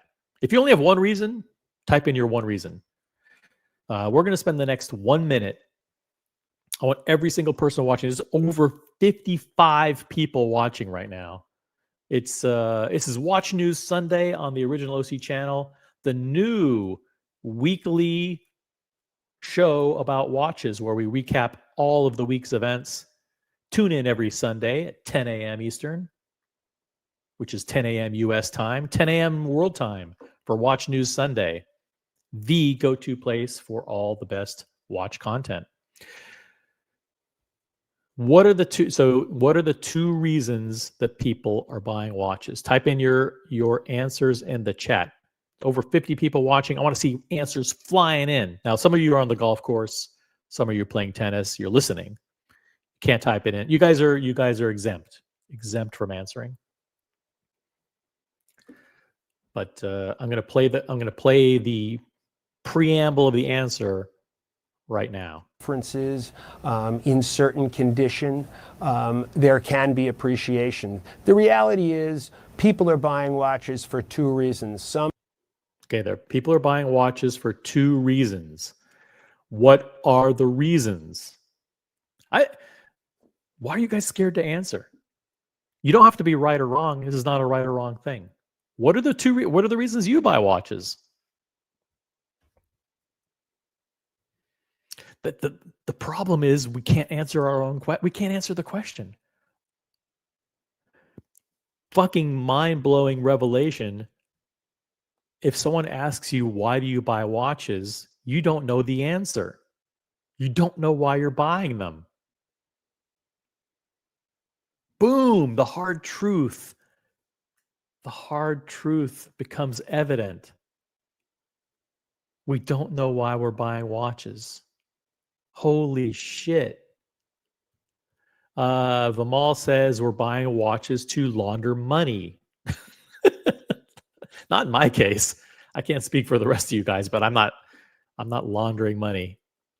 We're buying watches to flex. Okay, so we're buying watches because, let me interpret that.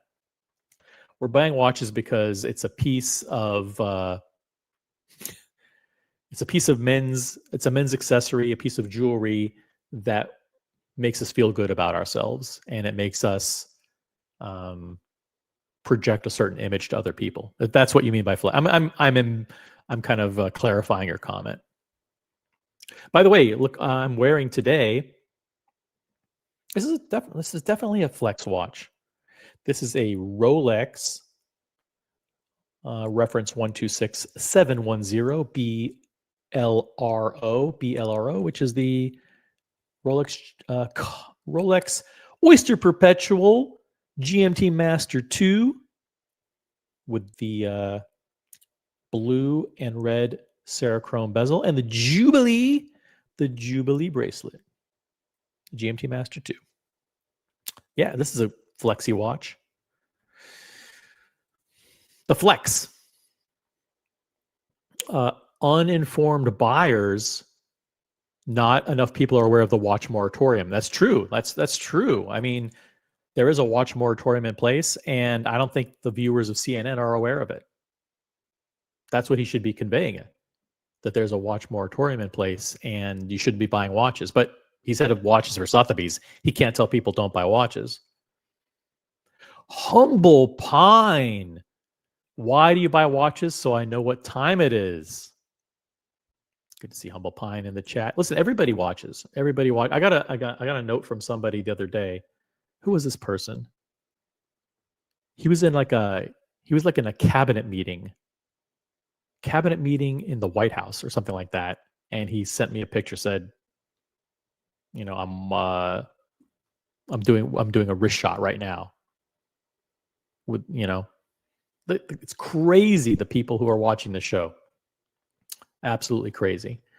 Mike Lewis is in the chat. I buy watches because I actually like a certain piece, especially if discounted on the gray market. Wrong answer.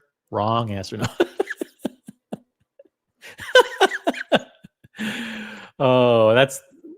I buy watches because I like a certain piece. But why do you like it? Why do you like it? Why do you buy watches, guys? There are two reasons why people are buying watches. And Geoff Hess is going to tell us the reasons right now. Okay, well, you guys guessed, and here we go. Here are the answers. Appreciation. The reality is people are buying watches for two reasons, some for passion and some for investment, and actually there you go. Actually, some a little bit of both. There you go. That's it. I think, did he nail it? Did he nail the answer? Number one, passion. Number two, I mean, those are very broad categories. Passion and investment, and a combination of both. Yeah. Is it passion though? Are we buying watches because of passion? I think yes, passion, enthusiasm. It's a hobby. You know, yeah.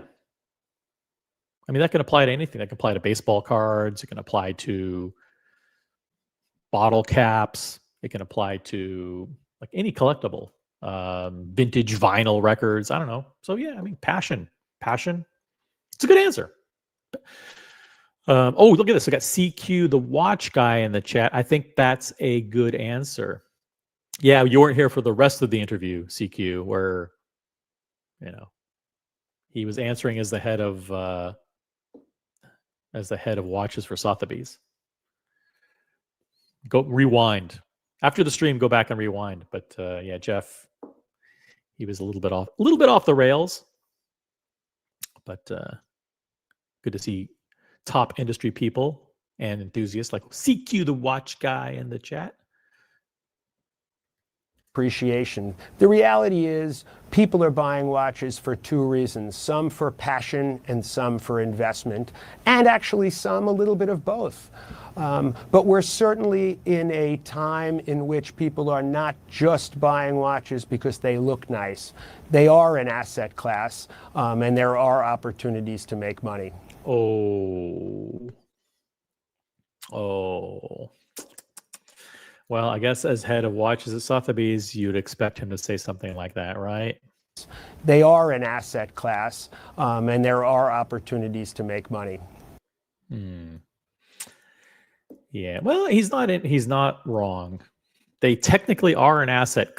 Are they? I mean, when you say asset class, though, he's implying that that you should have watches in your portfolio as, you know, a percentage of your overall investment spend. You know, your investment portfolio, you should have a certain percentage in watches because it's an asset class.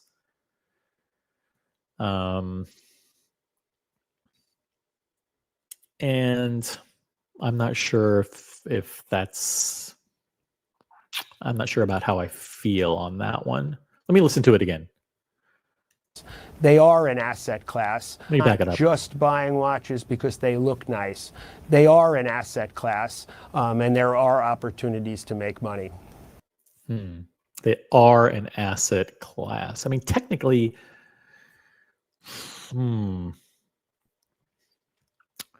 is a car an asset class?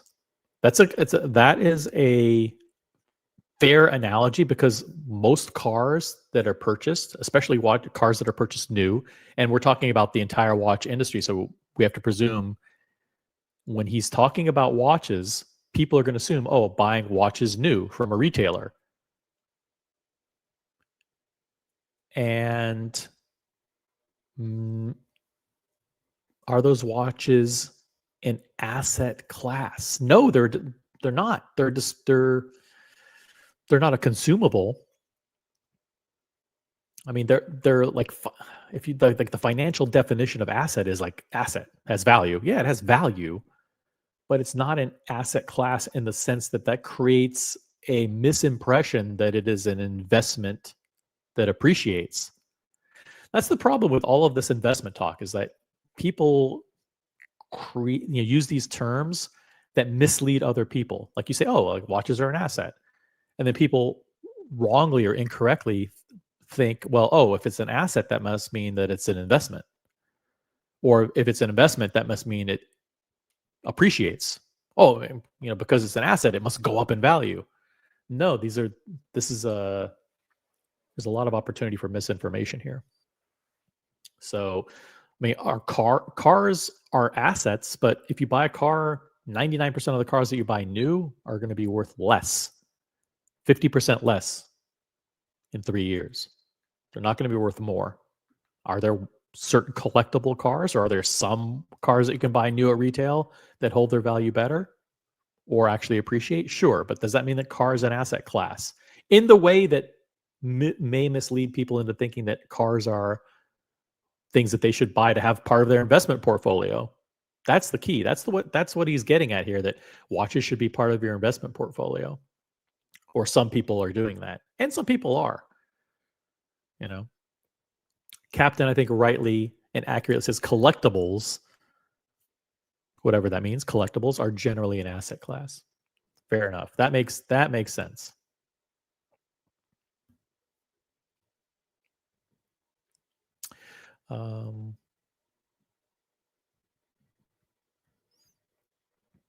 Well said by you guys. Well stated opinions in the chat. Geoff Hess, thanks so much for joining. That's it. All right. That's it. Geoff Hess, thank you for joining. That was a really, really good interview. Yeah, really good interview. Geoff Hess, It was basically three questions, and two of them, I don't know. CQ, go back and watch the original questions, the whole interview. It's only 3 minutes. Go back and watch it. But Geoff Hess, head of watches at Sotheby's, also founder of Rollyfest, which used to be a very private, exclusive, VIP Rolex, VIP watch event, primarily vintage Rolex people, like real watch enthusiasts. And it's been disappointing to see it growing to the point of having a whole bunch of loser social media influencers there, shooting videos and publishing stuff on the internet about the event. The whole idea about Rollyfest was it's if you know kind of event. It's private, it's exclusive, it's secret, it's invite only, and you don't post about it on social media, and you don't talk about it. I mean, you don't talk about it for a couple of reasons. The first and foremost is from a security perspective. You don't want the hoodlums to know that you have 100 collectors, having lunch at a particular event. But also just the exclusivity of just having this cool group. And I think when you invite these fucking TikTok dealers to come there and shoot videos, and these influencers who don't know anything about watches, and they're just there, oh, look, what are you wearing on the wrist? I think Geoff, and he doesn't have to listen to me. He's obviously he should run his event the way he wants to. But I think if I were to give him any advice, it'd be completely do a 180 on inviting those fucking goons to your event. Do the opposite. Go back to the way it was last year or the year before, where you don't invite these fucking goons to your event.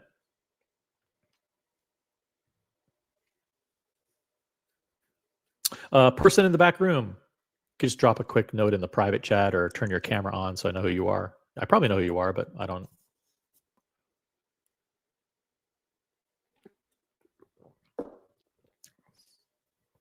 Easy E is joining the discussion. Shout out to Easy E. Love your work in WA.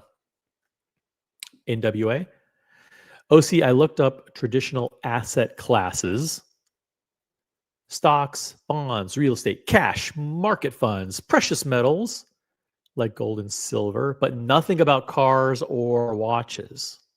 Yeah, but the definition of investments, the definition of asset classes is changing. Mike Lewis says it cheapens the event. I agree. I think it waters down the whole purpose of the event. I'll say it again. I've said it 5 times already. Exclusivity, privacy, invite only, actual watch collectors, focus on collectible watches, primarily vintage Rolex, vintage Patek. Those are the people you want there, not these fucking TikTok dealers. They're terrible. First of all, they're terrible on social media. They're awful. They're destroying the hobby. Why would you want them there doing fucking videos and fucking violating the privacy of the people that you invited to your event? You don't need to promote this. It's not an event to be promoted. The people who knew about it, and the people who didn't for a reason. I agree, Mike Lewis. Definitely cheapens the event.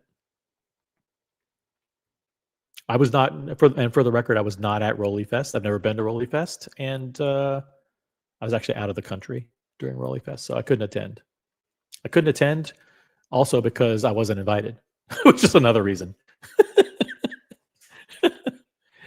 CQ says it was very interesting. Let me just reinterpret what CQ is saying there. It was very interesting to see so many dealers there. Let me rephrase. It was a terrible decision, an awful fucking decision to invite not just dealers, but these awful influencers to this event where they're walking around shooting video at what's supposed to be a private, exclusive, invite-only gathering. And then fucking publishing it out on fucking Instagram and YouTube and shit. What a fucking betrayal. A betrayal of the trust. You know, why? Why do you need to do that? Especially when you can't tell who's a dealer or who's a just watcher. Yeah, like that fucking douche. You know, I'm not gonna say the name because I don't like to promote him. But like we got a few awful influencers here in New York. They're really bad, and their videos are bad. And if you want to type their names in the chat. Oh, hey, thanks for turning on your camera. You can turn your camera off if you want to. If you want to keep it on, give me a thumbs up. Let me know. Thumbs up? All right. Joining the stream, new to the channel. Welcome. Hey, how are you? Can you hear me? Negative book value. Can you guys hear me? Yeah, can hear you perfectly. Okay. Can you hear me? I can. I just want to. I'll be very brief, and then I'll. Don't be brief. We got hours. We got hours to kill. This is so relevant, and I just want to elaborate. Can you quickly introduce yourself? Like who you? I know I've seen you in the chat before. Just like quickly, like 90 seconds, just a recap of like who you are, how you found the channel, how long you've been watching, that kind of thing.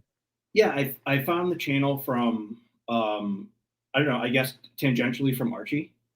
I've been watching Archie for a long time, and then I've followed like Luxury Bazaar, like all the main channels, just for fun. Thanks for lumping me in with all the great channels. so I'm not like a big, I'm not like a hardcore collector, but I do like watching the various channels. Cool. Got it. Found your channel very recently, as you know, but I really think it's important that people have opinions about this topic, our watches, investments, etc. And they're entitled to their opinions, but there's certain facts that people also have to understand, which is that watches do not have intrinsic value, nor does art. And what that means is when you buy a watch, just like if you buy the Mona Lisa, the value of that item is entirely dependent on the next person paying more. It does not produce cash flow. It doesn't have any interest-bearing capacity like equities, like a rental property, where it's not the value of the property or of the stock is not entirely dependent on whether or not somebody's going to pay more. You look to the asset itself to provide you with cash flow every 3 months, every 6 months, every year. And so without going too deep, the result of all of those cash flows over the lifetime of whatever the investment is, again, stocks, real estate, bonds, you can derive a present value. You can make a calculation that says this should be worth X amount. You cannot do that with a gold Daytona. You cannot do that with the Mona Lisa or art or anything else that is non-interest bearing, such as Bitcoin. Do you have a financial background? I do. Yes, I have a master's degree in finance. But that doesn't mean at the same time, before everybody gets upset, that doesn't mean that the assets don't have value. Look at Bitcoin, look at various pieces of artwork, look at Pateks and Daytonas and other valuable items. They can certainly have value, and their value can increase absolutely positively. But there's a difference between something that is intrinsically valuable, like Apple stock, versus something that is valuable but not intrinsically valuable, like gold. If you take a block of gold and you put it in your closet for 20 years, it may be worth a lot more than it was 20 years ago. But when you go back, it's not going to multiply, and then you have 30 bars of gold, like it would if you have a rental property, if you're investing in equities or other assets that are intrinsically valuable. So this is like one of the most important concepts in finance, and I just hear it all the time. So I don't want to get totally off track, but you did mention cryptocurrency. You mentioned Bitcoin specifically. Yep. Is that something that, using your definition, do cryptocurrencies have intrinsic value, or is that something that's done on a a currency by currency basis? Like some may, but some don't. The answer is no. They don't. The answer is absolutely no. And if anybody doubts this, go to ChatGPT, go to any source that you want to look at and say, does Bitcoin have intrinsic value? Guarantee you 1,000% it will say no. And if you ask it why not, it will explain what I'm talking about, which is the time value of money, present value, all this kind of stuff, which is not, you don't need to know that stuff. But to be able to distinguish the difference between something which is intrinsically valuable versus something that maybe just has value, like that painting, the Saudi painting that went for 400 million. I forget what was it called, the Salvador Mundi. Nobody's going to argue that doesn't have value. Of course it does. It sold for 400 million. But what's it worth in 5 years? Well, it's entirely dependent on what someone is willing to pay versus the cash flow that piece of art will produce for you intrinsically. Yeah. So, and that's the difference between something that is a collectible versus an entire class of products like cars or watches in general, where they 15 million watches are sold a year or whatever, and only 0.1% are actually going to hold value or appreciate. And so calling that an asset class, while it's maybe technically, I don't know, would you consider watches an asset class using sure. Sure. I mean, yeah. Okay, so it's an asset. I mean, it's an asset, yes. but once you say asset class, that creates a misimpression among lay people that it's something that should be a component within an investment portfolio, right? You should have a little bit of this. You should have stocks. You should have bonds. You should have real estate. You should have this, that, the other, and watches and cars. And that's ridiculous, right? The cars aren't an asset class that should be part of your retirement investment portfolio. Yeah, I mean, so again, some of these are subjective, but everything that I started out with, just to like lay the foundation, is not subjective. It is what it is. And if people don't believe that, then they can go and find that and they will see that it is true if they learn a bit more about this. But could watches be an asset class? Yeah, of course. Anything could be an asset class. Furniture's hot. Sure, call that an asset class.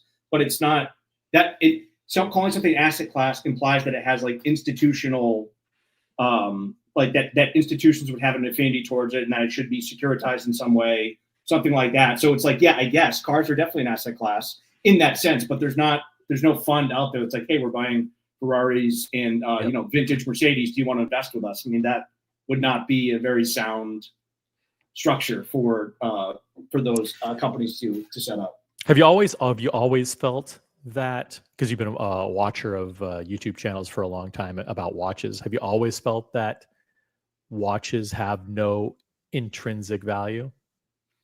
No. Because the thing is, when I first started getting into this kind of broadly, I didn't have the education or the understanding of what is intrinsic value. It was kind of more of like, okay, I used to, for example, invest in a lot of gold and other assets that I would never touch now. Not because they may not go up in price, but because I understand the time value of money and discounting and opportunity cost and all these things, which I didn't necessarily fully understand like I do today when I first started. So the answer is no. But as I have evolved and learned more about this, from working in securities, focusing on valuation, stuff like that, you kind of realize like, oh, there's actually more to this than you might be aware of, even for a quote, layman that might be in the market, they might be investing in assets, but they don't understand the fundamental driver of value, which is exactly what I just said. So. Got it. And did you have a chance to watch the whole Geoff Hess interview, or just the last part where he was talking about watches as an asset class? I didn't. I just got home from the gym, so I did not. I did not watch that. Maybe we'll go back and watch the whole thing for people who just joined. I know CQ just joined the chat. We'll quickly go through the entire interview, and if there's something that you want to comment on, just say pause, and we can pause it, and you can provide your commentary. Watches wrapped up at New York's Rolly Fest. More than 200 collectors flocked to see the vintage timepieces on display. This year's event was overshadowed, though, by new U.S. tariffs. President Trump hit top luxury producer Switzerland with a 39% tariff last month, stoking fears of higher prices and weakening demand. The founder of Rolly Fest, Geoff Hess, joins me now. Who's also head of watches for Sotheby's, which will become evident momentarily. Geoff, I wonder what a damper this is putting on the market. I mean, Rolexes are already pretty expensive, Omegas and so on. Add 40% to it. That's a big deal. Thank you for having me, Jim. First of all, I run the watch department at Sotheby's, and in truth, we haven't found it to be a damper in any way, shape, or form. We actually see demand still eclipsing supply. Our last auction had 1,355 bidders from 52 countries. So I really can't say that it's something that is hampering demand. In theory, it may cause watch prices for watches that are ready in the United States to escalate. It's possible that dealers will have a harder time replenishing inventory, so they may have to raise their prices. But I can't say it's hampering demand. Reaction? There's nothing controversial about any of that. It's all that's all fine. And because again, the point is, just for another example for people that are like, okay, I'm maybe starting to get it. Think about Pokemon cards, a Charizard 10 or whatever people like I'm not into that, but whatever, that Pokemon cards. Mm-hmm. They're valuable. They've clearly skyrocketed in value. There's a market there. People want to buy them. People want to invest in them. But guess what? If you have that Charizard card, it doesn't pay you anything. It's not producing rent. It's not paying you dividends. There's no cash flow born of the item until you sell for a higher price. So that also is an example of something that does have value, but is not intrinsically valuable. It's entirely dependent on what the next person is willing to pay, which is the point. Question for negative book value from Brody, $5 super chat. Should the 1916 company use its market power to corner the Tudor market the way they did with FP Journe? Now you've been watching watch YouTubers for a while. Archie, you said for many years, probably. So you've seen how the 1916 company, formerly Watchbox, kind of created markets with FP Journe and Longa and Moser and De Bethune, actually buying De Bethune to actually create a market for it and create demand for it. Do you think there's any chance that someone could do that with Tudor and help Tudor resurrect itself from the egregious decline that it has seen over the last few years? That's a great question. I wouldn't have any particular special answer for something like that. I mean, if you think about it broadly, if I try to answer that, it's like, what makes a company valuable? Ultimately, the products that it sells, and the valuation of a company is based on the present value of future cash flows. So if there's a lot of cash coming in because there's great demand for excellent products, then that would increase the value. But I don't know how. I mean, this is like a consulting company question. I don't know how. I don't know. I think I love the way that you answered that so straight. Brody intentionally asks troll questions about Tudor in the chat, but I love the fact that you tried to answer it so straight on the nose. So thanks for that. Let's see, guys, we have over 40 people watching. We just crossed the 2-hour mark.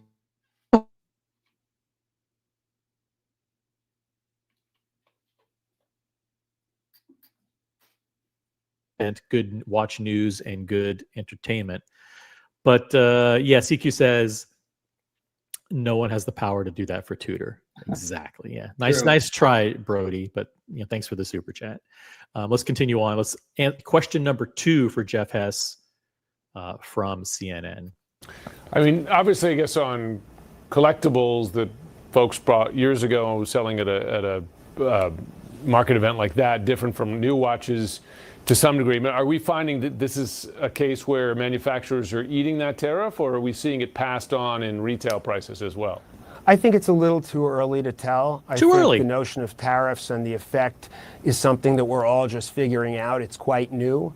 There's still plenty of inventory in the United States. I think you'll see brands raising their prices, at least to some degree. But I think it's a little early to tell, to be honest. Any reaction? Is that your experience in the watch space, that it's too early to tell, that you haven't seen any impact?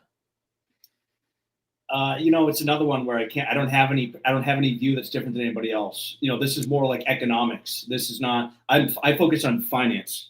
So sure, investing in equities, you have to think about these things, but like at the end of the day, people are going to buy something like Rolex, whether it's 5,000, 10,000, 12,000, 15,000. There's more buyers than there are products available. So do I think a typical buyer of a GMT, of a Submariner, of a Daytona, of whatever, are they going to all of a sudden not want to buy and say, oh, I think I'll wait because it's $1,000 more, $2,000 more?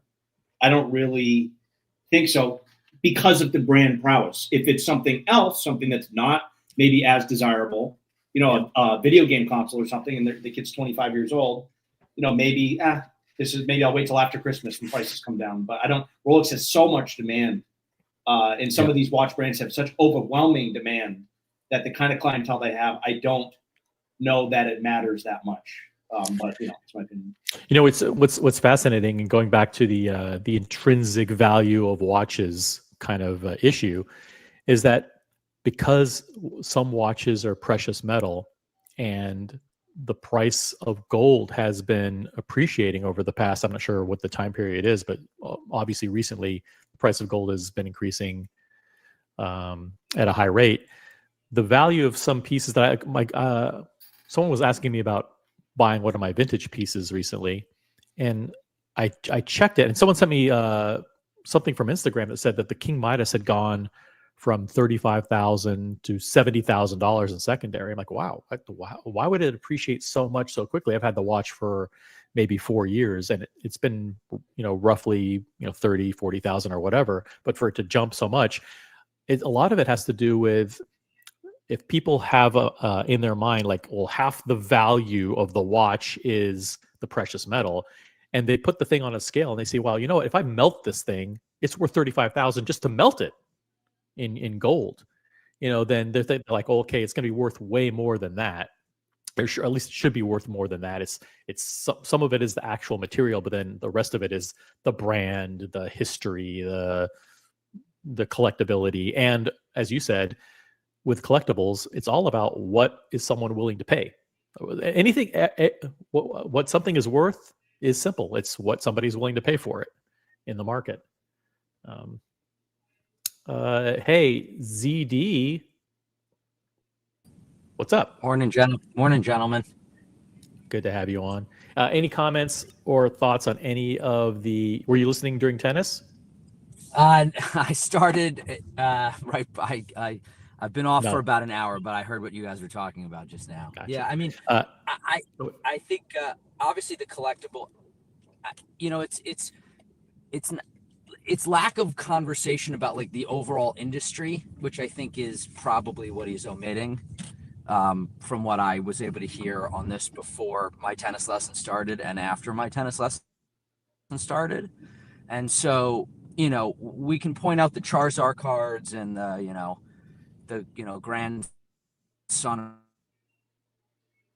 of the day. I listened to part of the stream.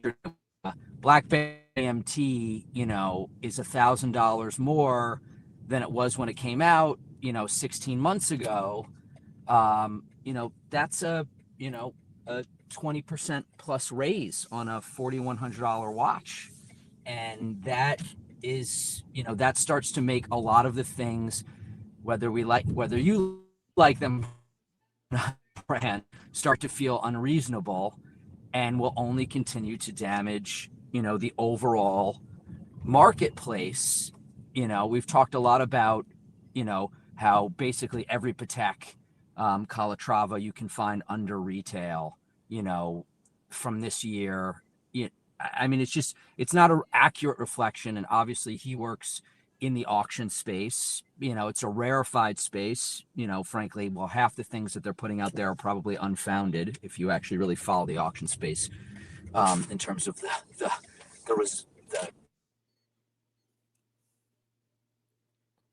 Yep, you're breaking up. I don't a know. Let me just It's not an accurate reflection, I think, of what's really going on. Sure. Yeah, I think Tudor specifically, like you mentioned. Ryan Hofrey in the chat. Gold is crazy high. Platinum is crazy low. Gold can and probably will go down. Listen, we be careful about the predictions, financial predictions here on the channel. Gold can and probably will go down. Those are the views expressed by Ryan Hofrey and him alone. It doesn't increase in value historically ad infinitum. Okay. Thoughts on the price of gold, negative book value? Geez. Again, I'm the wrong guy. So I used to invest in gold very extensively. Gold miners, platinum, PPLT, which is the physical Aberdeen vault in London. So I have a lot of experience in investing in metals. But I no longer do that because I understand, I mean, not to go too far, but I understand that they're inferior investments relative to assets that really have intrinsic value. So could the price of platinum go up? It's gone up a lot. It's finally broken out of this range that it's been in for really since 2010, 11, when it was 2000. Now it's about 1,500. But I think that whether or not metals go up, I mean, there's so much to that. It's not really worth answering. They may keep going. They may not keep going. But I think that the question is, to sort of tie back, is that think about platinum itself. Is platinum undervalued? It may be. But those platinum bars, those gold bars, those silver coins, they do not have any intrinsic value. The companies that mine platinum, mine gold, sell it, make net income, earn from their operations, they have intrinsic value. They're a business. They have expenses. They have revenue. They have earnings. But the item itself has no intrinsic value. So, if you want to invest in gold, or if you think gold might go up, I mean, flip a coin. It may, it may not. What's the weather going to be like tomorrow? Nobody knows. So, let me ask you this as a finance person. You're more of kind of like a watch hobby onlooker than an actual collector. Is that fair? Yeah, that's fair. Yeah. Yet you still found entertainment value from watching these watch live streams. What is it about this crazy hobby of this crazy community of enthusiasts and the way that we kind of do these meetups and we do these online gatherings and talk about our hobby and the cast of characters and all this stuff? What is it about that draws non-watch people or just kind of tangential watch people to kind of watching what's going on in our crazy world?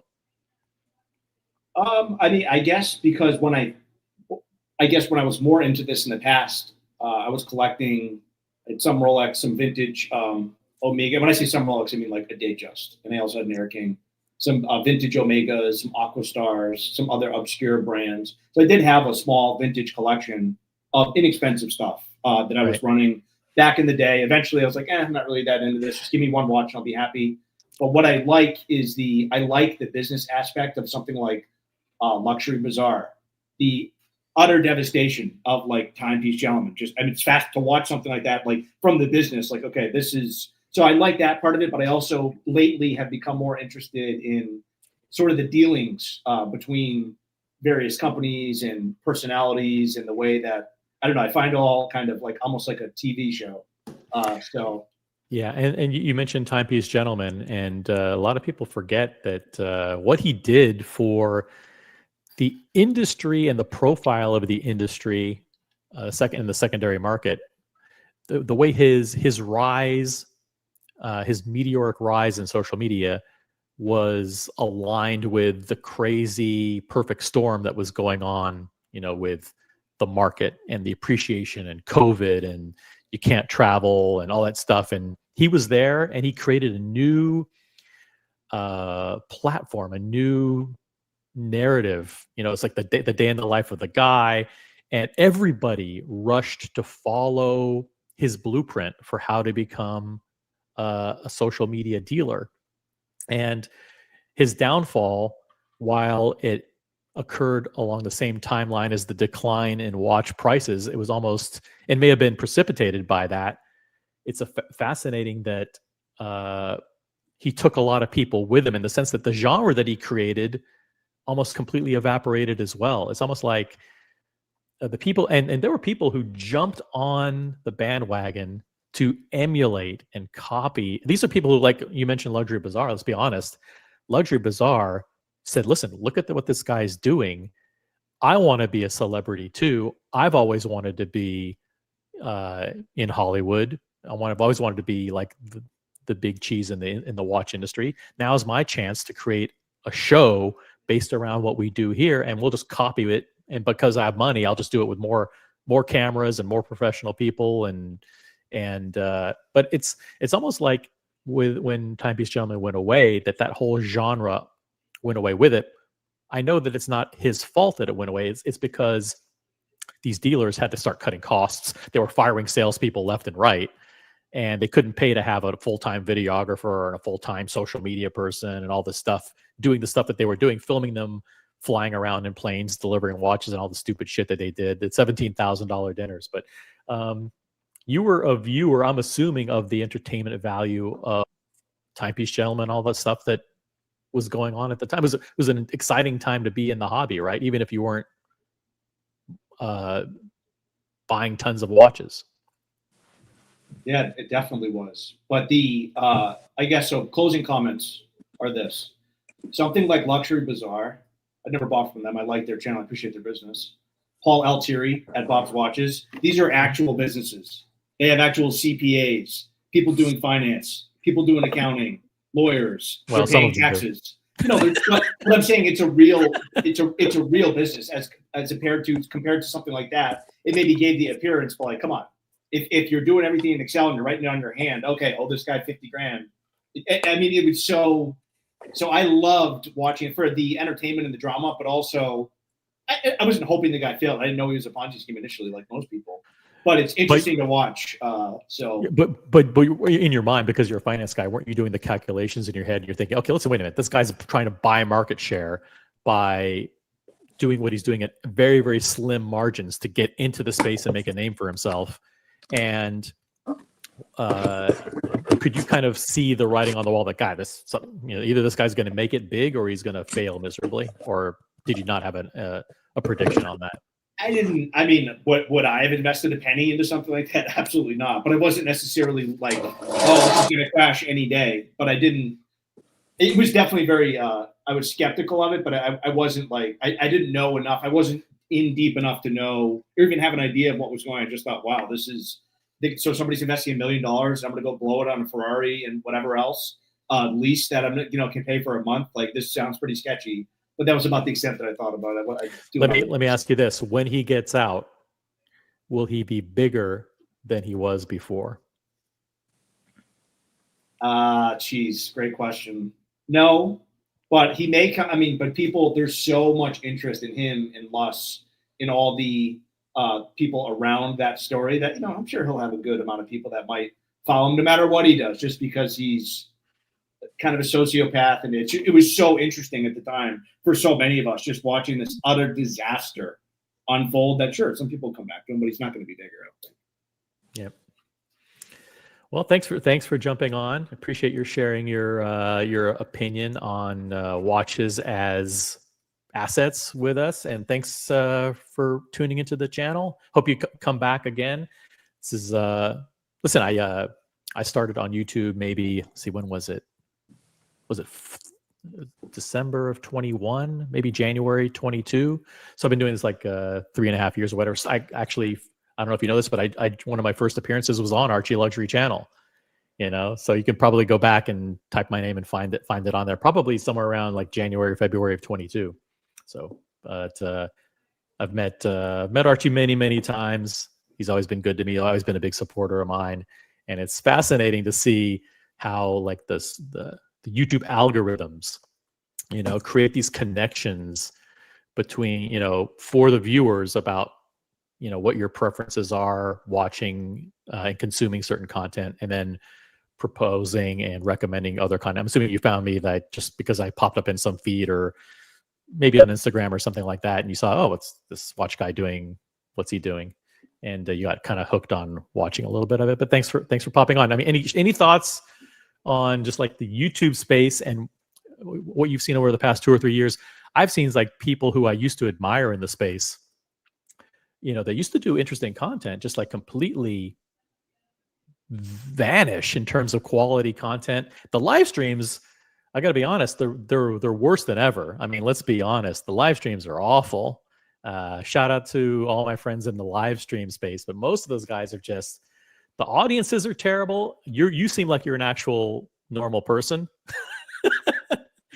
I don't know, but it seems like you're normal. But it seems like the audiences are full of just more and more trolls, and it's all about character assassination and creating these fake feuds between these personalities and destroying people. And that's just our little segment of the space. Most of the watch space is just normal people. But thoughts, just like I'm asking for you to kind of comment. Give me your thoughts on what's happened over the last couple of years. What's going on? It's something that's evolved, and as someone who's just a viewer, I don't have any real like vested interest in any of this stuff. But what I personally like, and what I'm kind of gravitating towards, what I have an affinity towards, channels that maybe let's start baseline. Everybody likes Rolex. We're talking about Rolex. Okay, you're going to get a lot of people like that. But then they deviate into going all kinds of other crazy stuff. But then somebody that likes Rolex, they might also be interested in Mercedes-Benz, in Ferrari, in investing, in making money somehow. I mean, in reasonable. I'm not talking about like sign up for my channel, but I mean like I like actually the channels that maybe they talk about a little bit of investing. They talk about a little politics, a little watches, a little car. Keep it a little bit intellectual. It doesn't have to be, what's the price of a Submariner going to be. I like a little bit of diversity in some of these channels, to be honest. So I think there's a lot of people like me that are not obsessed with watches, but they like watches, they like cars, they like investing. And do you like the conversations, those offshoot conversations, or are you invested in the people and the personalities that are giving those opinions, or is it a combination of both? Like, do you tune in and say, oh, so and so is on, so I like that person, so I'm going to listen in, or is it more about the specific topics? Like you jumped on today because we were talking about asset classes and yes, whatever. So I had to get on this one. So so is it more the content, or is it more like I like this person who appears on Archie's show, or this person that they're trashing in the chat or whatever? I don't know. Maybe both. I mean, the personality is huge. I mean, come on, you go for the personality, but I definitely like. I mean, we all like Archie because it's Archie, it's a Ponte. So personality number one, but having some interesting sort of diverse content that a lot of people can get on board with, even if they're not solely interested in watches, I think is can bring in a larger audience. So. Thanks for popping on. Stay as long as you want, or jump off. It's your call. Diego M. comment: the live streams have divulged into a space for lonely men to do a show and tell instead of having actual watch conversation. This is so true. This is so true. So many, like the live streams, some of them are basically, you can tell that these are people that don't have any friends in the real world. They don't have very good social skills.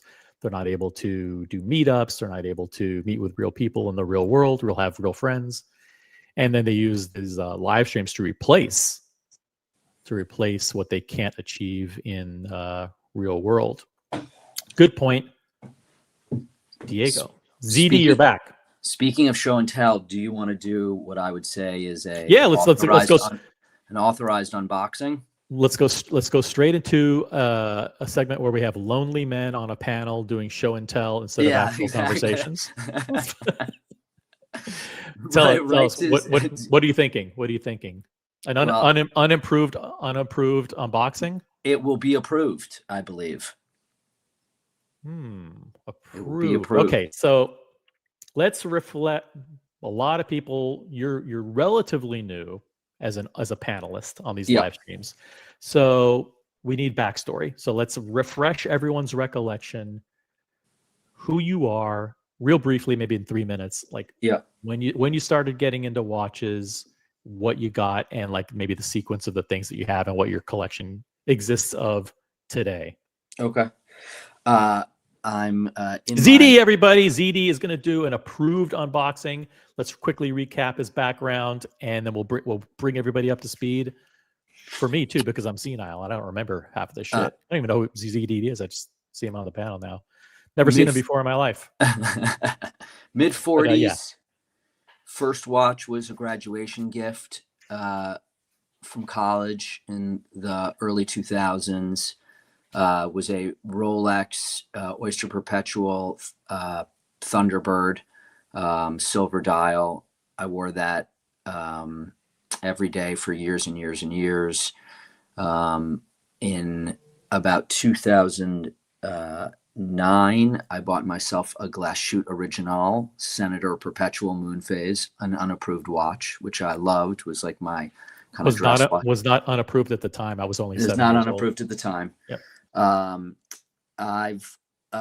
I bought, I've always been a collector of things, whether it, be comic books or baseball cards or art in my later life.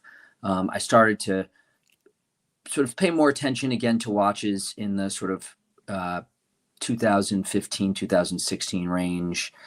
And just started buying the things I liked. I picked up an Omega, the Ultraman limited edition moon watch, and a few other Rolexes over the years. Most recently, I ended up with a Patek 5226 last year, Nice. Which was a great one. I unboxed a gold Daytona Oyster Flex, the Baby Le Mans on this very channel here earlier in the year. That was epic. And I bought a lot of vintage, neo vintage, over the last 4 or 5 years. A lot of Cartier, from the early 2000s, and from the late 80s, Blanc Pan, sort of like undervalued gold pieces that were, high complication things, that I was able to pick up at really good prices. And so the collection's like pretty expansive, a lot of modern, a lot of vintage, over 20 watches. You got a shit ton of watches, Yeah. and you're spending a lot of money recently on watches, getting a 5226 and a Baby Le Mans. That's, 90 grand worth of watch purchases in a Correct. fairly short period of time. Yep. So that means you're obviously financially well off. You're a successful person, probably a professional of some kind, or you're well to do, which is good, and you're not investing. And by investing, I use the word, you're not spending your time on a hobby that isn't, where you're not spending above your means, but if you're buying another watch, would be your third watch in less than a year. Yes. That's a watch collector with a problem. I would like the agree. rest of us. I would agree. Sometimes you go out there and you bait the hook with these brands, and you can't control when they call. I got a call for a 5212, a watch that I really wanted at the beginning of the year, in January. I couldn't say yes. It was way too much money at that point. It's even more expensive now. Obviously, they were 40,000 when you got the call. They're now 47,500. So exactly. Ridiculous. But I couldn't say yes. I'm very proud of myself. That would have put me in a bad spot. When I bought the 5226, which was about a year ago, it was before the election, not getting political, but I was, to offset some of that, I unloaded some Bitcoin I just had, to kind of cover what I'd say half the price. I did that at about half of what the value of it is today. So you make stupid decisions to support your habit. But I love that 5226. So I'm very happy that I have it. Very cool. And then is this watch that you just got? Is it a watch that you very stupidly mentioned to your AD and your essays? Like, hey, I'd love to get this, and you formally requested it, and lo and behold, you didn't know if and when they would call you for it, but here we go. And then I started the process of trying to get this over a year ago, and over a year ago. So I've been hustling on this one. I've been working for this one, truthfully. So when this came in, it was an absolute no question that I was going to take it. I frankly wish the call hadn't come in until if I could have snapped my fingers and made it so that the call came in the top of 26, I would have preferred that, but it comes when it comes. So this is an unboxing from an OC approved brand. So Correct. those brands are Rolex, Patek Philippe, Richard Mille, and AP, and honorable mention FP Journe. So that automatically means this watch is expensive. It's expensive, and it probably starts at least $10,000, but could be far more expensive than that, which is scary to think. Was it a watch? I need the audience to join me in the questioning here. Yes or no questions in the chat, guys. Yes or no questions. You already know that it's an OC approved brand. Fire away at the questions. You guys are pretty good at this. Yes or no questions in the chat, and we can zero in on. Can have a little bit of fun before we do a formal unboxing. An unboxing of an approved brand coming up in 5 minutes. Let's do the questioning in the chat. Yes or no questions? Let's see. Tucker Carlson's. As enthusiasts, we have to be careful unless you're super rich. That's right. That's true. Be super. If you're super rich, you can be far less deliberate about your watch purchases. This is something that is going to be financed by the sale of a Cartier, in part. Okay. So, okay. I mean, it's. Is it a solid gold Cartier? It is a solid gold Cartier. Yeah. Okay. So we're selling a solid gold Cartier. I'm assuming that that's worth at least $20,000, and that's going to fund in part this watch, which means this watch, I'm going to guess, is going to be definitely over $25,000 list price. Is that correct? Yes. Ooh. Guys, we just have someone who blew over $25,000 on a watch. The unboxing's coming up in a few minutes. Type in your yes or no questions in the chat. We got 40 people watching, 37 on YouTube, 1 on Tinder, and 1 on Grindr. If you're on Tinder or Grindr, head on over to YouTube. Type your question in the chat. I can't see your comments on Tinder. ZeeDee has a lot of great stuff. Thoughts on the 38mm Blancpain 50 Phantoms? Are you familiar with that model? I am. I tried it on right when it came out. It actually wore smaller than I expected, and I'd been really excited about that watch. I think that those watches are way too expensive at retail. I know that they're legacy and they're really well made, although when you talk to, they're not as handcrafted as I think Blancpain would like you to believe when it comes to the movement, but they're awesome. But they're too much money for me. I mean, I just don't. I would love to get one in the secondary market.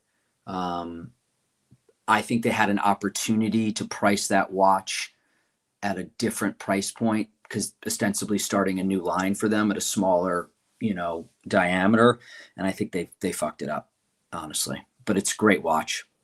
Yeah, I think Blancpain, Breguet, IWC, Panerai, JLC, these are all brands that are going to be struggling. Hublot, struggling over the next quarter. They should have been struggling all along, and maybe they have been secretly, but they're the like Diego said earlier, the day of reckoning is coming for these brands. They've been raising prices. Yeah, I give Andrew McCutcheon at Time and Tide a real tip of the cap, because he had a very senior person from Blancpain on his channel, and he asked him. The guy gave a kind of mealy-mouthed answer, but he really said, what would you say to the people that say this is, too expensive? I mean,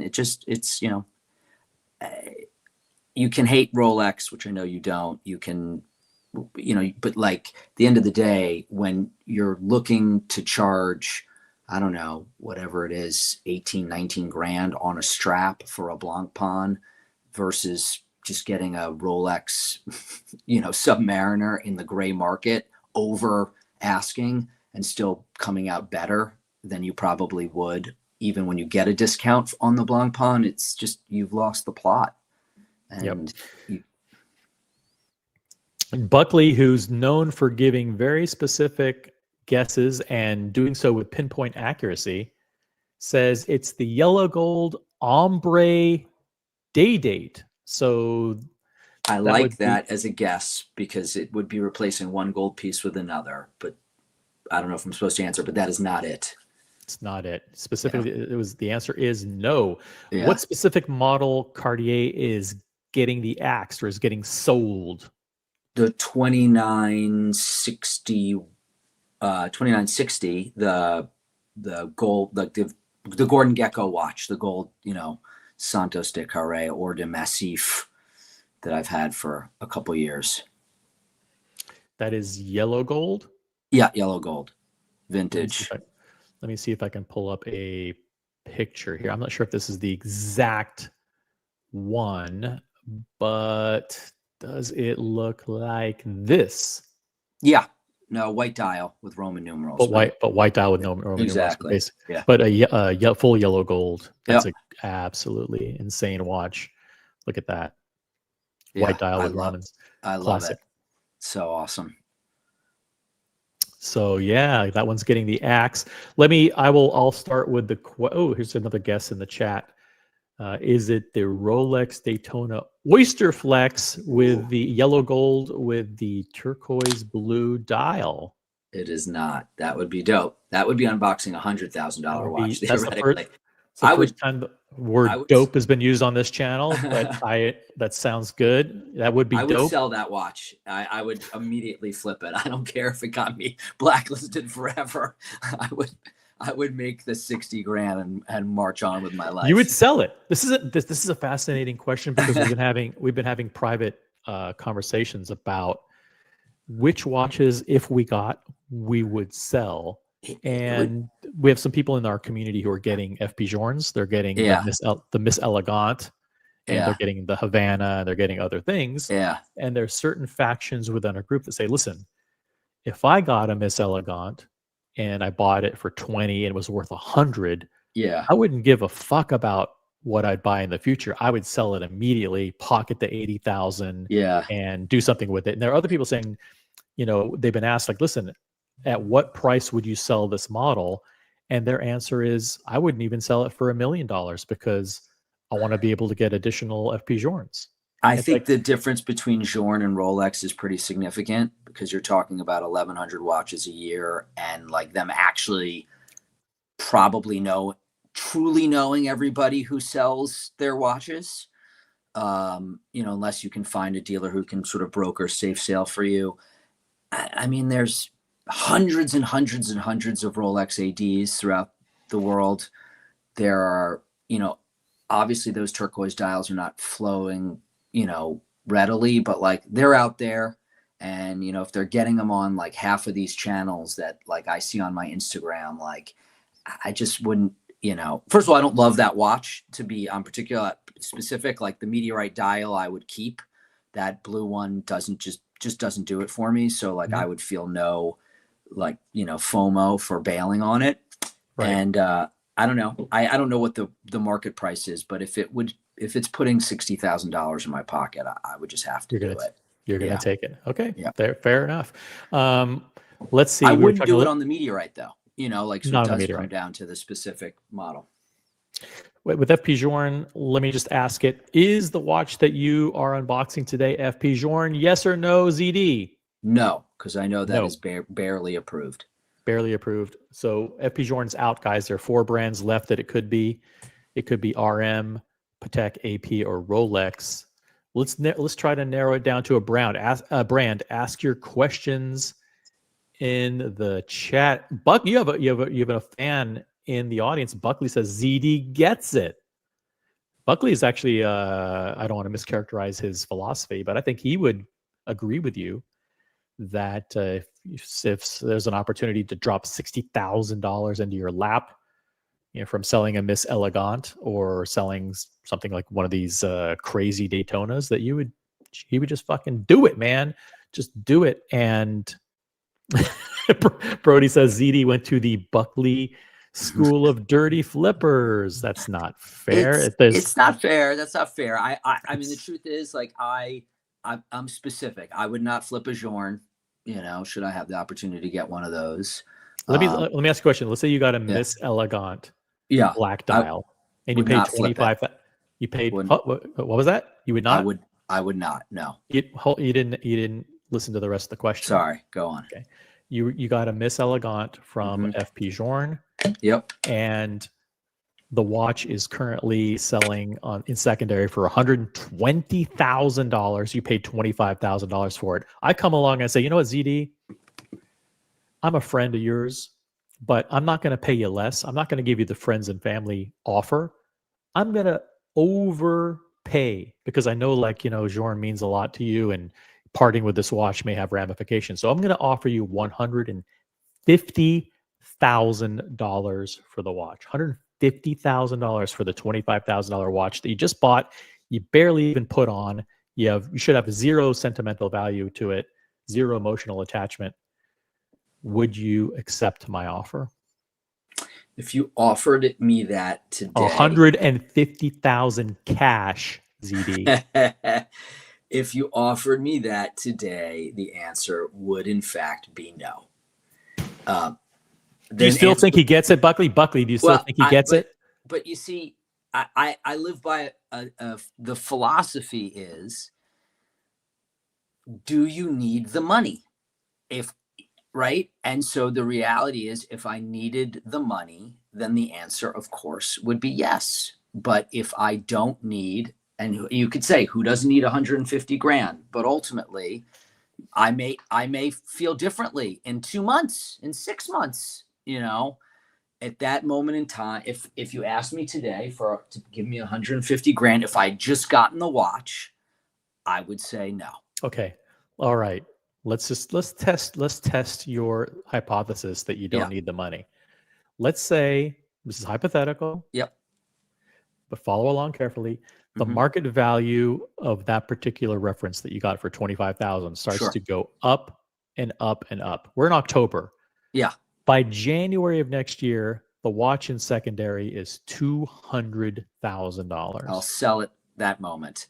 Okay, so you do have a price. Okay, absolutely. So everybody's got a price, you know.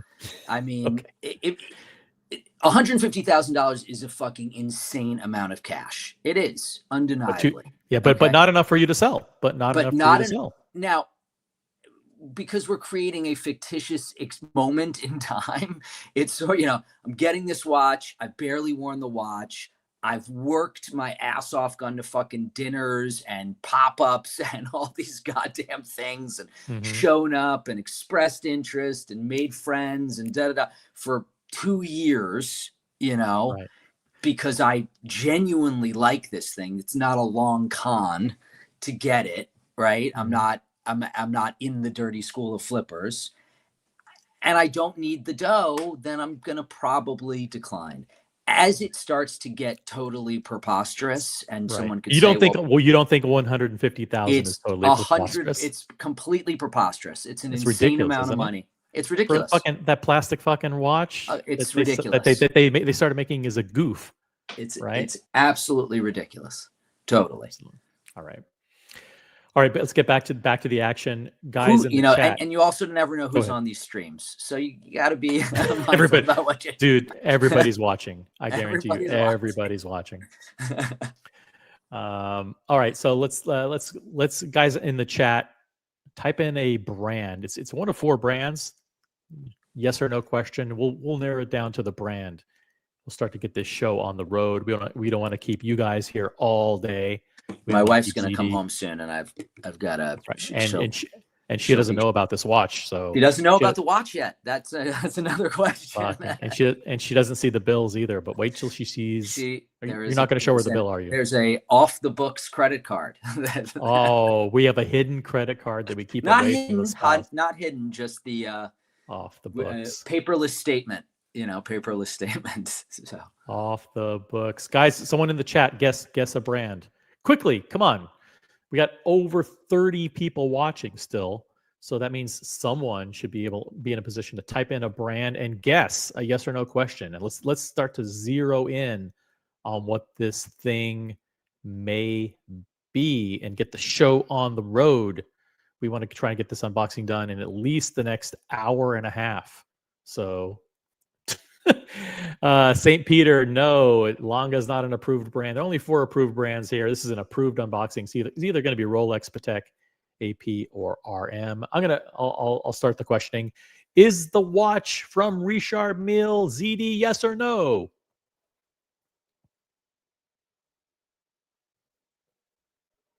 ZeeDee. Is it a Richard Mille? ZeeDee, are you there? Did we lose you? We lost him. Holy shit, the gremlins got him. Maybe this is AD calling, like, hey, don't talk about the watch. No, it's not Longa. Not Longa. But nice. St. Peter, only 4 brands here. ZeeDee's back. Not Richard Mille. All right. Mille. Okay. So that leaves 3 brands left. 3 brands. Rolex, Patek, and AP.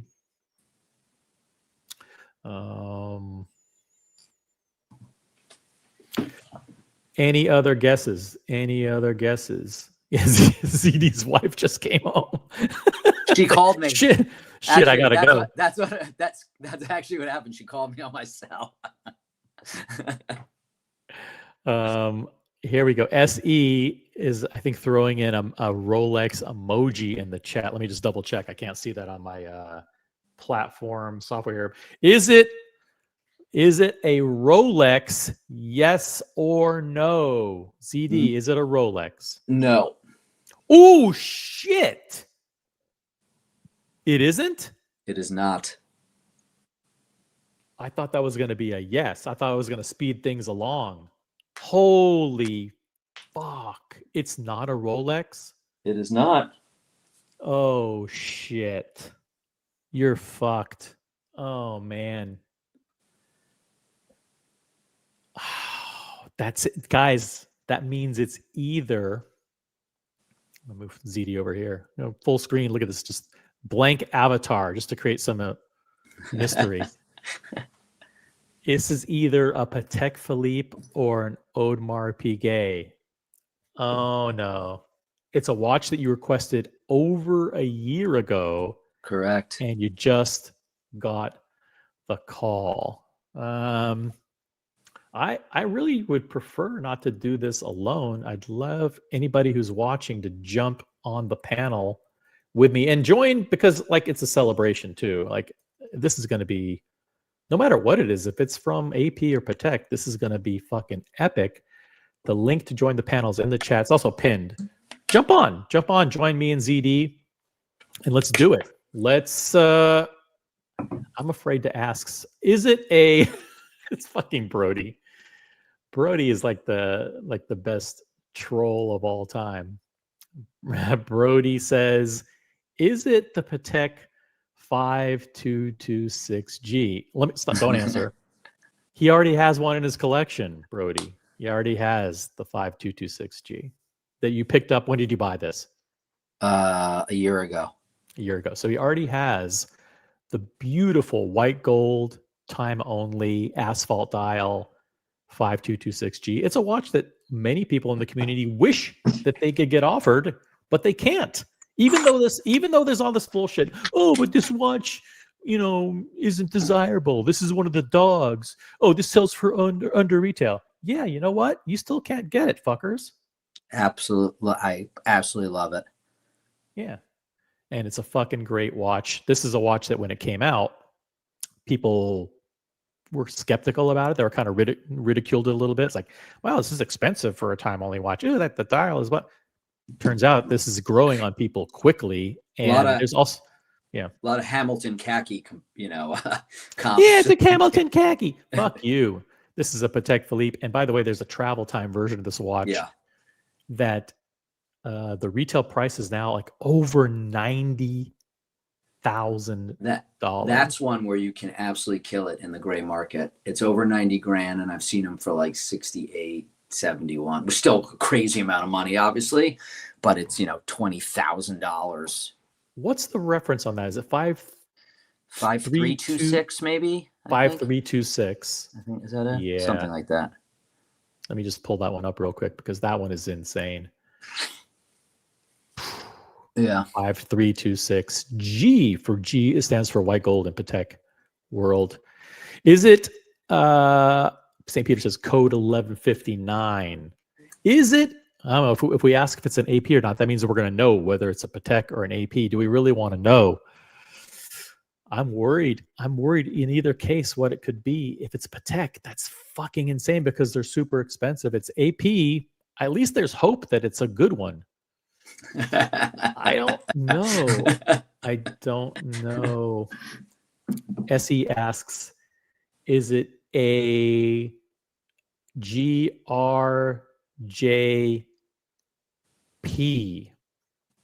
What does that mean? Oh. Is it so? What is it? Is it a precious metal? What? No. Okay, this is a yes or no question, so I had to convert it to a yes or no question. Is it precious metal? The answer is no. That means it is steel. I'm going to assume it means, well, is titanium a precious metal? I'm gonna guess that's steel, which means high likelihood it's AP and not Patek, because AP, they have far more steel options available. Steel Code, Steel Royal Oak. Do they have steel offshores, or those mostly titanium and like ceramic and shit? I'm not quite sure. All right, let's just get it out there. I'm going to ask the question. ZeeDee, is your unboxing AP, yes or no? Yes. Woo! All right. AP unboxing coming up. Now, the question is, which one is it? AP. By the way, what do you think of the new release, the new Royal Oak chronograph tourbillon and the thin jumbo? Ooh, look what we have here.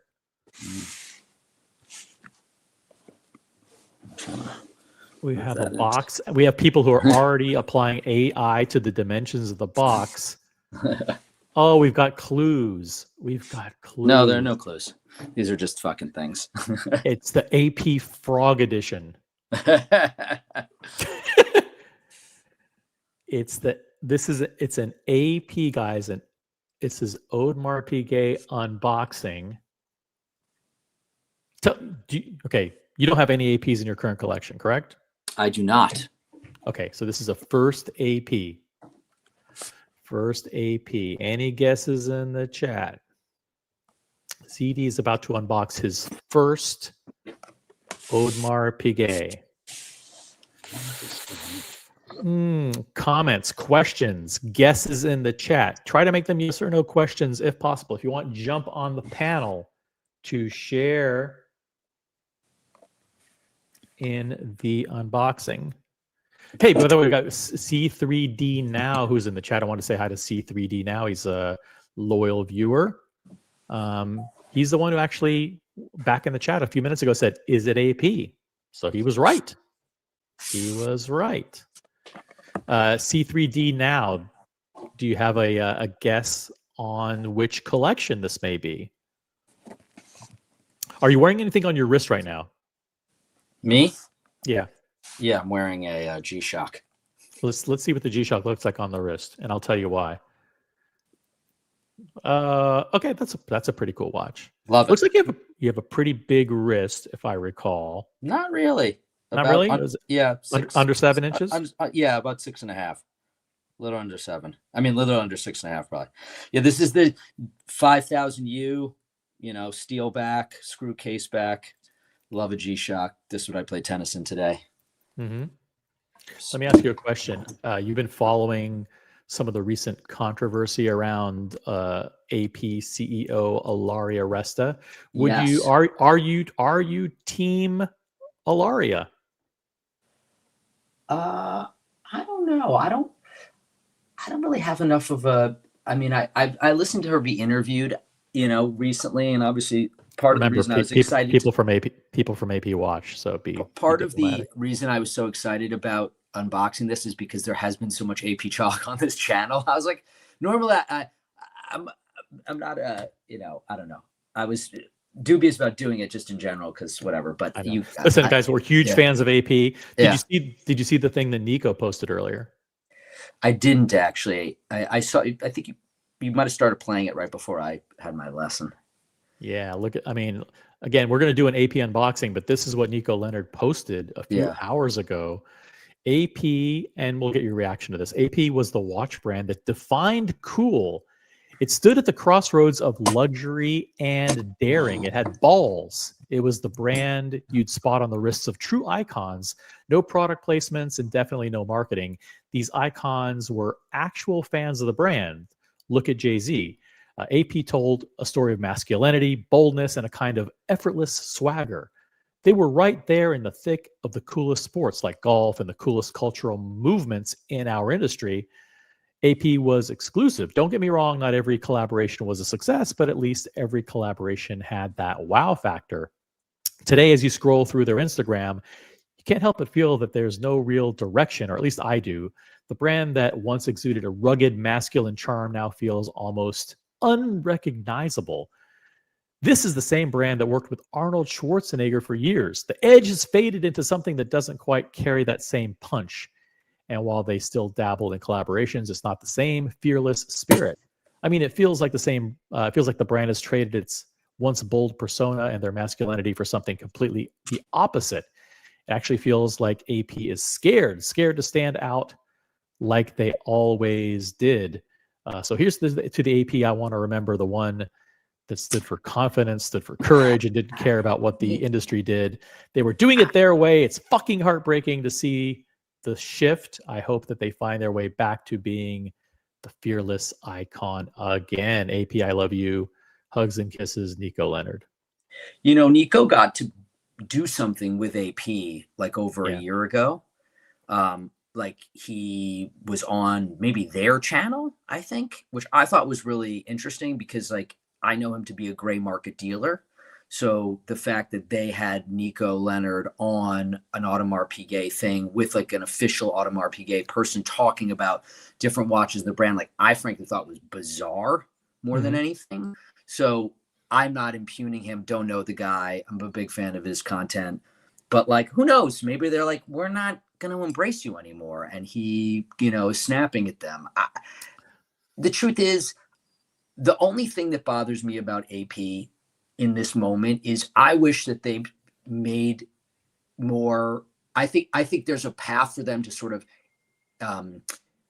bring back some of their dressier stuff, the Jules Audemars stuff, some of these things that you see in the secondary, in the gray market, in the vintage market that I just love, that I think give them that sort of is deeply their heritage, that I think they've traded out of to sort of continue to build towards bigger watches, whether it be, you know, the offshores or the codes. I like the code a lot. I think they're beautiful watches.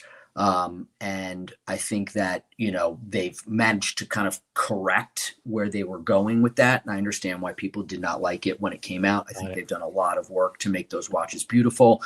You know, but I think that I think they could attack the dress market that Patek is in a really smart way. I think that would actually bring a lot of collectors back to it.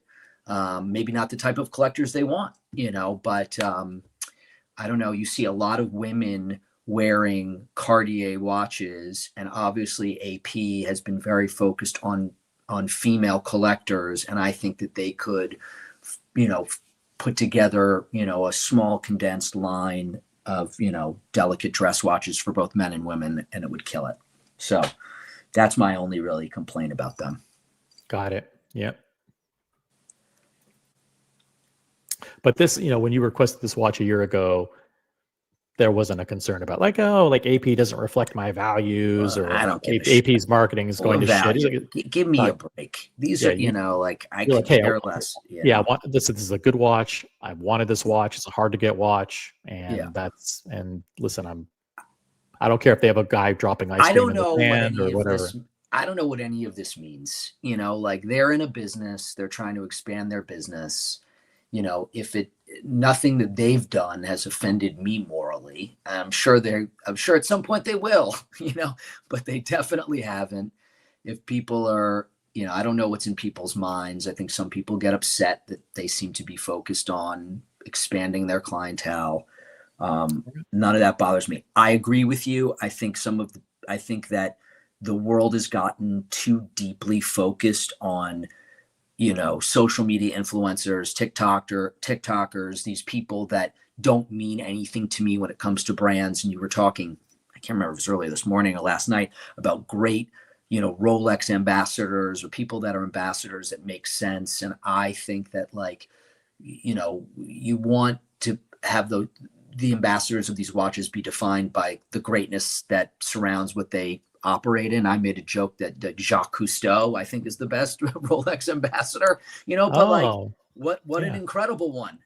Think about, whether you're Daniel Craig, who, I think I can't remember, your gentleman was on last night, the English guy, is great James Bond, or whether it's Leonardo DiCaprio, who's a phenomenal actor, or Zendaya, who's a phenomenal actress, or Federer, or, Carlos Alcaraz now, or Sinner. Like, these people are like awesome, at what they do, and so that to me is more interesting than pumping things out through this sort of mediocrity of, judging people by their follow counts. Yep. By the way, do you have an opinion on spot on? I agree with you. You're spot on. I have an opinion on this new release, it's out of price, out of the range of like 99.9% I'm of over us. the moon with anything that's below 40 millimeters.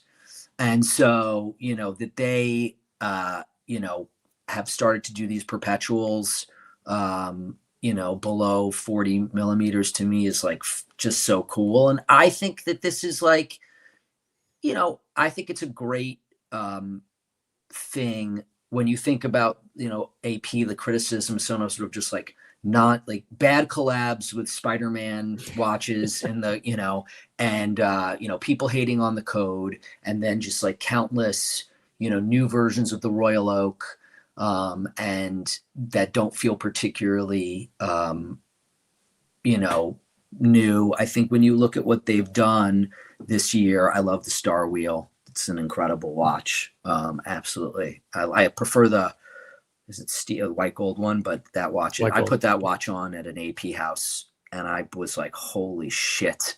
Like, I couldn't believe how nice it was. But I think it's great for them to really flex what they can do, and the ability to adjust a perpetual calendar just by the crown, this new one that they released. I think I think it's important for them. And there you go. John D is in the chat. Here's an interesting, profound statement. Not all things that are hard to get are worth the effort. Totally agree. Try to unpack that one. And also chiming in with the problem with this new AP, the new AP, is that it's more of the same. And for an anniversary year, seeing more of a one-trick pony is embarrassing, giving AP's exceptional history of watchmaking. This is lazy as fuck. I don't know if I agree with that. I think, like, if you look at what they've did with the completely new perpetual calendar movement, they spent 5 years or 7 years or whatever developing it, where all the functions are done through the crown. It's unbelievable. It's unbelievable. Awesome. They did. Apparently, it's really hard to break, because it goes through like a sequential process of like, first you do this, then you do that. It's designed with the watch user in mind, so they don't break or do something wrong. I also think that the 38 millimeter, the new women's line of Royal Oak perpetual calendars, is fascinating, and they have the new Star Wheel, they have the new RD5. I think they had a great year. What they don't have is a bunch of new watches. Well, actually, and they did a lot on the women's side too, with the mini Royal Oak. I'm not sure if that came out last year or whatever, but they're doing a lot of women's watches, and that's where they want to go. They want to capture more of the market. They need to do that in a way that doesn't turn off their core male consumer. And if they're able to do that, then I think they're fine. But when they go overboard and they put so much of a spotlight on trying to establish themselves as a women's brand, as opposed to, yes, we also have great women's watches for successful professional women who want mechanical timepieces that are complicated and very expensive. I think that's where they get themselves into a little bit of trouble. It was interesting. I can't remember if it was you, OC, or someone was talking about the recent campaign for the Land Dweller and how Rolex like totally knocked it out of the park with their two ambassadors, Roger Federer and another woman. I'm embarrassed, I can't remember who it is. I think she's versus like how AP, went about sort of introducing their new 38 millimeter, perpetual calendars, which, I mean, that's what I'd want. That's the size I'd want. I'm not turned off by the advertising that it's so focused, towards the female audience. Doesn't bother me. Maybe there are people that would, but there are people that still think that like the only size watch you can wear is 44 millimeters. So, I don't care. I mean, I have like small vintage Cartiers and 32 millimeter like random dress watches. Got it. All right, well, let's get to it. This is an AP unboxing. You requested this a year ago. Now, question: when you got the text, did you get a text or a phone call? Text. Okay. Did the text say, "Listen, we've got the exact watch that you requested"? Oh, okay. I will. Okay. Okay. I'll give you like a quick highlight, and then I hear my wife, so I got to get cracking. Right. Okay. So I got a text. I picked this watch up. I think a week ago now. And I picked the watch up. I got a text on Wednesday. I got a text on Tuesday asking if I could come in Thursday. It was, hey, how you doing? How's the family? Everything good? Any chance you could drop by the boutique this Thursday? I was not available that Thursday. I asked if I could come in Friday. No problem. Great. See you then. There was no mention of what was going to happen or what would be there. And I had a bunch of things on my wish list. So there was there were at least 5 different watches that could have, been on this list. Really? Yeah.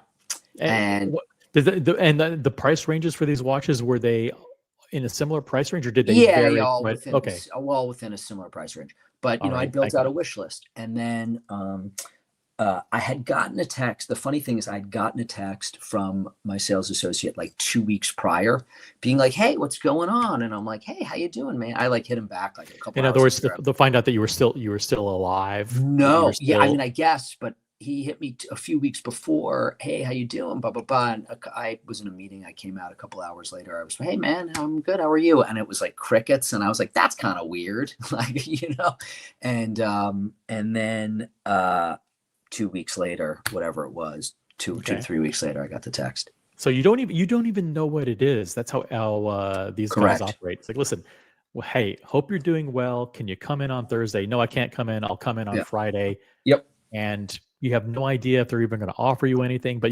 chances are they are. But you have no idea what it is. Okay. Yeah, totally. All right. So all right. So then. Should I remember? Yeah. This? Why not? Let's see what it is. Yeah. Oh, it's an AP. All right, let's just get to it. Your wife's home, so we want to be mindful of your time and the fact that you're celebrating and sharing with us. Open it up. Let's see what you got.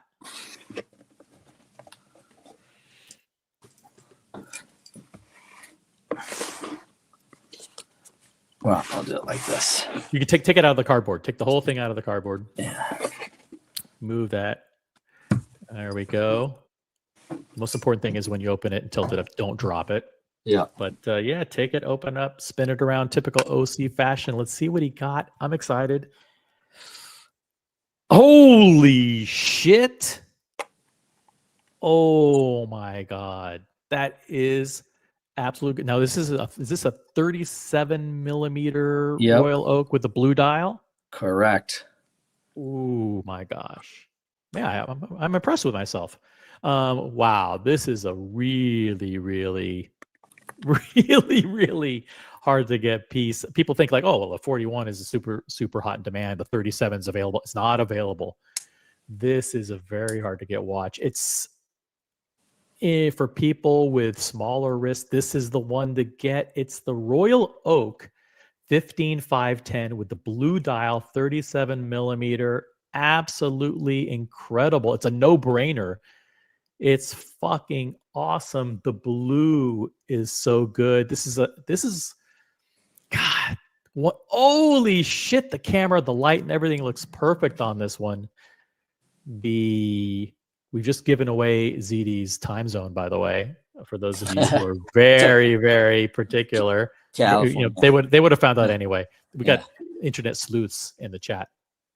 Congratulations, man. That's awesome. So wait a minute. So they brought this out. Yeah. Were you surprised? Yes. Well, so I went in over a year ago, 17 months ago, and met a sales associate at the AP boutique. I started a conversation with them. I then set a formal appointment, came back, met them, tried on a bunch of watches, started to build out my wish list. And I would then proceed to drop into the boutique. I did not include any codes. I did not include any offshores. I was pretty specific about that. I do like the code. I don't like the offshore. It's just, I do like them. They're too big for me. Yep. The code fits better. I really like that beige flume dial a ton.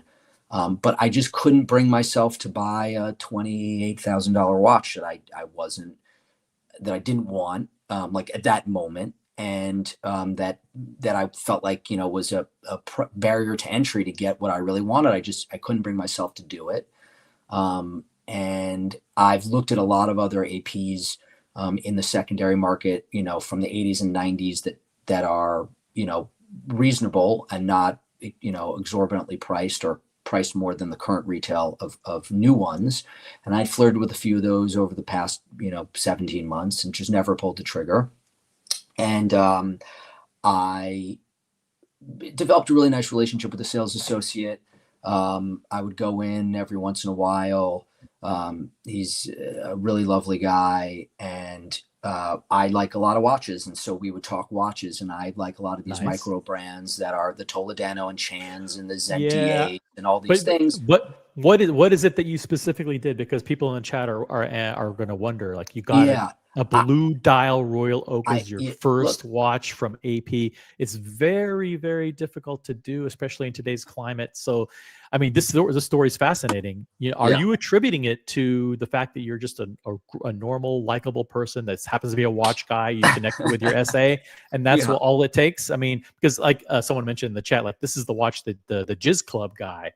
This is the watch that I think we unanimously and uniformly condemn any attempt to give him the watch. This watch went to the right person. This is what makes us feel good about being a fan of AP, is seeing watches like this go to people like you.